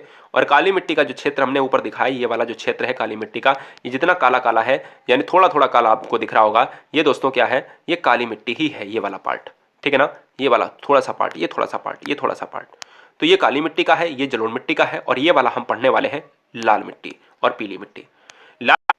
अगली मिट्टी का नाम है लेटराइट मिट्टी। एग्जाम के लिए बहुत इंपॉर्टेंट, कहता है पूर्वी और पश्चिमी घाट, राजमहल की पहाड़ियां, केरल, कर्नाटक, उड़ीसा के पठार। याद नहीं करना है, फिलहाल बताना मेरा काम है, और बहुत इंपॉर्टेंट जो चीजें हैं वो मैं बताऊंगा स्टार बना के क्या याद करनी है। भारत में लेटराइट मिट्टी का सबसे अधिक क्षेत्र केरल में है, ये याद करना है, स्टार बना के लिख लेना है कि लेटराइट मिट्टी ईंट जैसी मिट्टी होती है जो एक कड़ी मिट्टी होती है। क्वेश्चन में पूछा जाए सबसे कड़ी मिट्टी लेटराइट मिट्टी, निर्माण ईंट जैसे पदार्थों से। कहां पर सबसे ज्यादा है? केरल में है, ठीक है ना। याद रखिएगा इस मिट्टी में क्या होता है, यही क्वेश्चन में पूछा जाता है। निर्माण कैसे होता है? उष्ण कटिबंधीय अधिक वर्षा के कारण चूना और रेत के कण बह जाते हैं तथा लौह के ऑक्साइड एल्यूमिनियम के यौगिक बचे रहते हैं। उच्च तापमान में पनपने वाले जीवाणु द्वारा ह्यूमस को नष्ट कर दिया जाता है। याद रखिएगा इस क्वेश्चन में एक और पूछा जाता है कि लेटराइट मिट्टी की जो प्रकृति होती है वो कैसी होती है? एसिडिक होती है, अम्लीय होती है। लेटराइट मिट्टी अगर देखा जाए तो ये वाला पार्ट है, ये थोड़ा थोड़ा पार्ट, ये लाल लाल थोड़ा थोड़ा दिख रहा है, ये लाल लाल दिख रहा है, ये वाला लाल लाल दिख रहा है ना, ये छोटा छोटा पार्ट है। ये दोस्तों क्या है? लेटराइट पार्ट है, ठीक है ना। तो भारत में अगर क्वेश्चन एक ही आता है कि लेटराइट मिट्टी में कौन सी खेती होती है, तो लेटराइट मिट्टी में आपकी चाय की खेती होती है। ये वाला इलाका, असम वाला इलाका, ये वाला इलाका, ये पश्चिम बंगाल में भी चाय होती है बहुत बढ़िया वाली। याद रखिएगा तो यहां पर जो क्वेश्चन आता है कि लेटराइट मिट्टी में चाय की खेती होती है, क्या ये सही है? बिल्कुल सही है, क्योंकि चाय की खेती के लिए लेटराइट मिट्टी ही उपयुक्त है। आगे हम बात करेंगे शुष्क मिट्टी या मरुस्थलीय मिट्टी। शुष्क मिट्टी या मरुस्थलीय मिट्टी दोस्तों, तो याद रखना है कि यह राजस्थान, सौराष्ट्र, कच्छ और हरियाणा के क्षेत्र में है। इसका गठन बलुई मिट्टी की बात करता है, यानी बलुई मिट्टी है क्योंकि यहाँ पर पानी की मात्रा बहुत कम होती है। पानी की मात्रा क्या होती है? कम होती है, बारिश होती ही नहीं है, ठीक है ना। याद रखना है ये चीजें। रासायनिक संगठन की बात करें तो इसमें लोहा और फास्फोरस की अधिकता होती है। क्वेश्चन पूछा जाता है किस मिट्टी में लोहा फास्फोरस की अधिकता होती है? नाइट्रोजन और ह्यूमस की कमी होती है। और किसकी कमी होती है? नाइट्रोजन और ह्यूमस की। हम याद रखते हैं आपको कि भाई जम्मू कश्मीर का जो ये राजस्थान का जो इलाका है, इसमें आपका शुष्क वाला जो क्षेत्र है वो ज्वार बाजरा के लिए, मोटे अनाज के लिए प्रसिद्ध है, क्योंकि इनमें कम पानी की आवश्यकता होती है और आसानी से इन फसलों को उगाया जा सकता है, ठीक है। आगे हम बात करेंगे लवणीय मिट्टी। लवणीय मिट्टी दोस्तों क्या है? लवणीय मिट्टी के वितरण क्षेत्र।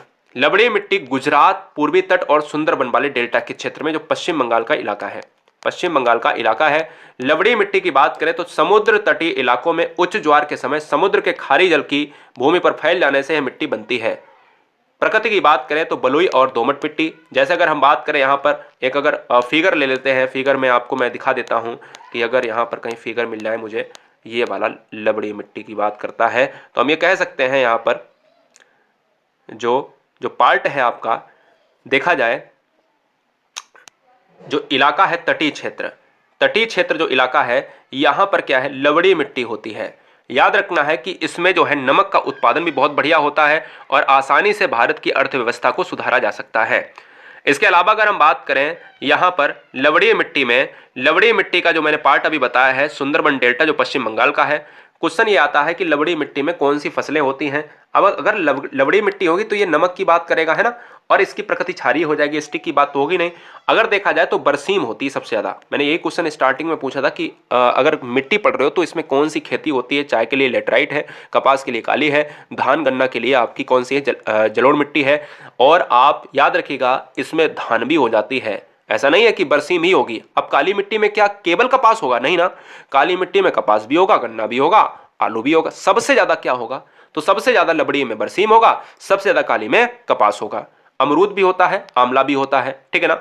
इसके अलावा अमरूद क्या अपने यहां नहीं होता? बिल्कुल होता है। क्या पश्चिम बंगाल में ही होता है? नहीं ना। पीटमय मिट्टी, पीटमय मिट्टी बहुत इंपॉर्टेंट है, ये वाला लाल कलर से लिखा है। सुंदरबन डेल्टा के क्षेत्र में पीटमय मिट्टी पाई जाती है और दलदली क्षेत्र में यह काफी अधिक मात्रा में होती है, क्योंकि अगर भारत का क्षेत्र देखा जाए तो ये दलदली इलाका है, ठीक है ना। पानी का इलाका, तटीय इलाका है। 40 से 50% तक ह्यूमस रहता है। अम्लीय ह्यूमिसिक जो ह्यूमिडिटी होती है, जो एसिडिटिक होती है, वो सारी मात्रा इसमें होती है। यानी अगर देखा जाए तो इसकी मात्रा अम्लीय होती है, लेकिन कहीं कहीं पर इस मिट्टी को यानी पीट में मिट्टी को अगर देखा जाए दोस्तों तो इसकी मात्रा क्षारीय भी होती है। गाढ़ा और काला रंग होता है इसका। याद रखिएगा इसका मतलब ये नहीं है कि आप काली मिट्टी को लगा दें। आगे हम बात करेंगे पर्वतीय मिट्टी। पर्वतीय मिट्टी को हम आपको बता देना चाहते हैं कि पर्वतीय मिट्टी दोस्तों कौन सी है। पर्वतीय मिट्टी दोस्तों आपके हिमालय की क्षेत्र की बात, ये आपका ग्रीन कलर वाला ये पर्वतीय मिट्टी है। ये वाला मिट्टी है पर्वतीय, है ना, ये पर्वतीय मिट्टी के अंतर्गत आता है। यही वाला केवल इलाका भारत का पर्वतीय मिट्टी यानी वन की पर्वतीय मिट्टी होती है। पर्याप्त वर्षा वाले क्षेत्र यहाँ पर आपके वितरण क्षेत्र में मिलती है। घाटियों की वन मिट्टी में जैव तत्व या ह्यूमस की अधिकता होती है। पहला पॉइंट जबरदस्त है, लेकिन पहाड़ी ढलानों पर ह्यूमस कम हो जाता है, इंपॉर्टेंट है। यह नई मिट्टी होती है जो निर्माण की प्रक्रिया में है, यानी हमारा हिमालय जो है वो नवीन पर्वत श्रृंखला कहलाता है। अरावली हमारा प्राचीन पर्वत श्रृंखला है, इसलिए इसे नई मिट्टी भी कहा जाता है। प्रकृति कैसी होती है? प्रकृति होती है यहाँ पर एसिडिक होती है, अम्लीय होती है। पोटास, फास्फोरस और कैल्शियम की मात्रा यहाँ पर कम पाई जाती है। कौन सी खेती हो जाती है? आप देखते होंगे जम्मू एंड कश्मीर, ये आपकी जो मिट्टी होती है ये होती है पर्वतीय मिट्टी, और जम्मू कश्मीर में आप देखते होंगे कि सेब ज़्यादा होता है। ऐसे ही पर्वतीय मिट्टी यहाँ पर भी पाई जाती है, तो यहाँ पर थोड़ी सी चाय की मात्रा, कहवा की मात्रा आपको मिल जाएगी, है ना। तो यहाँ पर बागवानी फसलों के लिए भी उपयुक्त होती है यह पर्वतीय मिट्टी। आगे हम बात करेंगे, पूरे संक्षेप को अच्छी तरीके से पढ़ लीजिएगा। अगर आपको मिट्टी नहीं समझ में आई ऊपर, तो अब समझ में आ जाएगी कि जितना पढ़ाया है वो वन लाइनर में किस किस तरीके से पढ़ा जाता है। ध्यान दीजिएगा, बहुत इंपॉर्टेंट तरीके से अगर क्वेश्चन में आ जाए कि ये बताओ कि जलोढ़ मिट्टी कितने परसेंट है? 40% है। जलोढ़ मिट्टी कैसी मिट्टी है? खादर और बांगर मिट्टी। नई मिट्टी खादर है, पुरानी मिट्टी बांगर है। जलोढ़ मिट्टी कैसी मिट्टी है? उपजाऊ मिट्टी है। जलोढ़ मिट्टी किस तरीके की मिट्टी है? नदियों के द्वारा बहाकर, अवसादों के द्वारा बहाकर लाई गई मिट्टी जलोढ़ मिट्टी है। पॉइंट नंबर नेक्स्ट, जलोढ़ मिट्टी भारत में कितने परसेंट है? 40% है, हो गया है। काली मिट्टी की जलधारण क्षमता अधिक होती है। क्वेश्चन में अगर पूछा जाए कि निम्नलिखित मिट्टियों में किनकी जलधारण क्षमता यानी जल को धारण करने की क्षमता सबसे ज्यादा होती है, वो है ब्लैक सॉइल यानी चरनोजम मिट्टी, यानी रेगुर मिट्टी, यानी काली मिट्टी, यानी कपासी मिट्टी, यानी कनहार मिट्टी, यानी ज्वालामुखी मिट्टी। कितने नाम है यार, है ना। तो बहुत अच्छी ये चीजें आपको दिमाग में रखनी है। यह कपास की खेती के लिए उपयुक्त है। काली मिट्टी में गर्मी में गहरी दरारें पड़ जाती हैं, इसलिए इसे स्वतः जुताई वाली मिट्टी भी कहते हैं। रेगुर मिट्टी इसका अन्य नाम है, यह भी बात याद रखना है। दक्कन का पठार, मालवा का पठार काली मिट्टी के क्षेत्र में आते हैं। काली मिट्टी का सबसे बड़ा क्षेत्र महाराष्ट्र है। वेरी वेरी मोस्ट इंपॉर्टेंट, ये बता चुका हूं। और कपास के लिए सबसे ज्यादा क्षेत्र कौन सा है? गुजरात है। ठीक है, यह बात आप दिमाग में रख लीजिएगा, बहुत इंपॉर्टेंट है। पठार में आपको काली मिट्टी याद रखना है कि कौन कौन से पठार में काली मिट्टी है, कौन कौन से क्षेत्र में है। महाराष्ट्र और मध्य प्रदेश की बात करें, इसमें भी काली मिट्टी है, और गुजरात और महाराष्ट्र में सबसे ज्यादा काली मिट्टी पाई जाती है। आगे हम बात करेंगे, दक्कन का पठार हमने देख लिया। हम आप बात करते हैं यहां पर लेटराइट पर। लेटराइट ईंट बनाने की मिट्टी है, बहुत इंपॉर्टेंट है। लेटराइट चाय वाली मिट्टी है। पहला पॉइंट, लेटराइट चाय वाली मिट्टी है।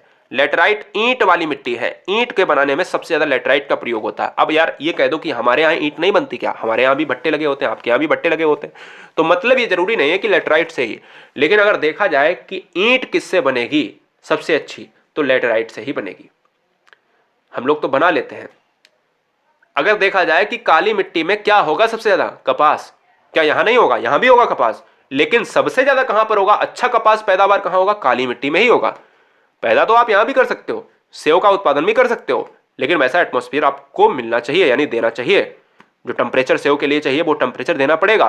धान यहां भी होती है, धान पश्चिम बंगाल में भी होती है। पश्चिम बंगाल में सबसे ज्यादा धान होती है, लेकिन यहां भी होती है। मेरी बात समझ रहे ना। तो इसलिए इस चीज को बहुत अच्छे तरीके से याद रखना। लेटराइट मिट्टी में सबसे अधिक केरल में पाई जाती है। मैंने अभी आपको बताया कि भारत का एक ऐसा राज्य जो लेटराइट मिट्टी के लिए प्रसिद्ध है। लेटराइट मिट्टी, ये देखिएगा इस कलर में अगर देखा जाए तो ये वाला क्षेत्र जो है केरल का क्षेत्र है। क्लियर है, याद रखिएगा। आगे बात करें मिट्टियां और उनके बनने की क्रियाविधि। मिट्टियां किस तरीके से बनती हैं? मिट्टियां भारत में कितनी हैं? मिट्टियां भारत में 8 प्रकार की मिट्टियां हैं। यह बात दिमाग में फीड कर लेना है। जलोढ़ मिट्टी को हम कहते हैं कि सबसे ज्यादा मिट्टी जो भारत में पाई जाती है, या सबसे ज्यादा उपजाऊ मिट्टी किसे कहते हैं? जलोढ़ मिट्टी। जलोढ़ मिट्टी किस तरीके से बनती है? नदियों के द्वारा बनती है। बहुत अच्छी तरीके से बताया है कि नदियों के द्वारा जो मिट्टी बनती है दोस्तों, वो है जलोढ़ मिट्टी, है ना। जलोढ़ मिट्टी कैसे बनती है? नदियों के द्वारा बनती है। यह बात दिमाग में रखना है दोस्तों, बहुत इंपॉर्टेंट पॉइंट है कि नदियों के द्वारा बहाकर लाई गई मिट्टी का निर्माण जो होता है वो जलोढ़ मिट्टी के द्वारा होता है। काली मिट्टी का जो निर्माण होता है वो किस तरीके से होता है? काली मिट्टी का निर्माण होता है लावा के द्वारा। अभी मैंने आपको बताया था ज्वालामुखी। ज्वालामुखी से क्या निकलेगा? लावा। बेसाल्ट या लावा के अपक्षरण के कारण से होती है, यानी काली मिट्टी का जो निर्माण होगा वो लावा के द्वारा ही होगा। लाल पीली मिट्टी का निर्माण। लाल पीली मिट्टी का निर्माण दोस्तों कैसे होगा? लाल पीली मिट्टी का निर्माण होगा ग्रेनाइट और नीस के विखंडन से। लाल पीली मिट्टी का निर्माण कैसे होगा? ग्रेनाइट और नीस के विखंडन से लाल मिट्टी बनेगा, यानी लाल और पीली मिट्टी। लेटराइट मिट्टी। लेटराइट मिट्टी दोस्तों बनेगी चूना और रेत के निक्षालन से। जैसे जलोढ़ मिट्टी नदियों के निक्षालन से, अवसादों के निक्षालन से, ऐसे ही लेटराइट मिट्टी चूना और रेत के कारण। वन की मिट्टी दोस्तों कैसे बनती है? वन की मिट्टी बनती है पर्वत के अपरदन और वनस्पतियों के अवशेषों से। जो वनस्पतियां आपकी जो पेड़ टूट कर गिर जाते हैं और फिर क्या होता है, वो काफी सालों तक जमीन के अंदर बने रहते हैं अवशेषों के द्वारा, है ना। तो सिंपल सी बात है। मरुस्थलीय मिट्टी व्यापक अपरदन से, अपरदन का मतलब होता है जब मिट्टी को बहाकर या काटकर नदियां या पहाड़ ले जाते हैं, ठीक है ना। सिंपल सी बात आप याद रखिएगा। अब बात आती है जो लास्ट में तीसरे स्टेज पर हम मिट्टियों को पढ़ रहे हैं कि मिट्टी में बहुत अच्छी तरीके से क्या क्या होता है, जो 7 से 8 पॉइंट हम जान लेंगे, ठीक है ना। अगर आपने ऊपर अच्छी तरीके से नहीं पढ़ा कोई बात नहीं। जलोढ़ मिट्टी सबसे ज्यादा मिट्टी है जिसमें क्या होती है, गहन खेती होती है, हर तरीके की फसल हो सकती है। काली मिट्टी में क्या होता है, काली मिट्टी में दोस्तों कपासी मिट्टी होती है, इसलिए इसको ब्लैक सॉइल कहा जाता है। लाल पीली मिट्टी में दोस्तों धान होती है, इस चीज को याद रखना है। बनी मिट्टी में दोस्तों काफी और काजू होते हैं, मसाले होते हैं। मरुस्थलीय मिट्टी में ज्वार बाजरा मोटे अनाज, राजस्थान का भाग। और लवड़ी मिट्टी में दोस्तों बरसीम होता है, आंवला अमरूद, पश्चिम बंगाल का क्षेत्र, तटीय इलाका, हमने आप सभी को बताया, ठीक है।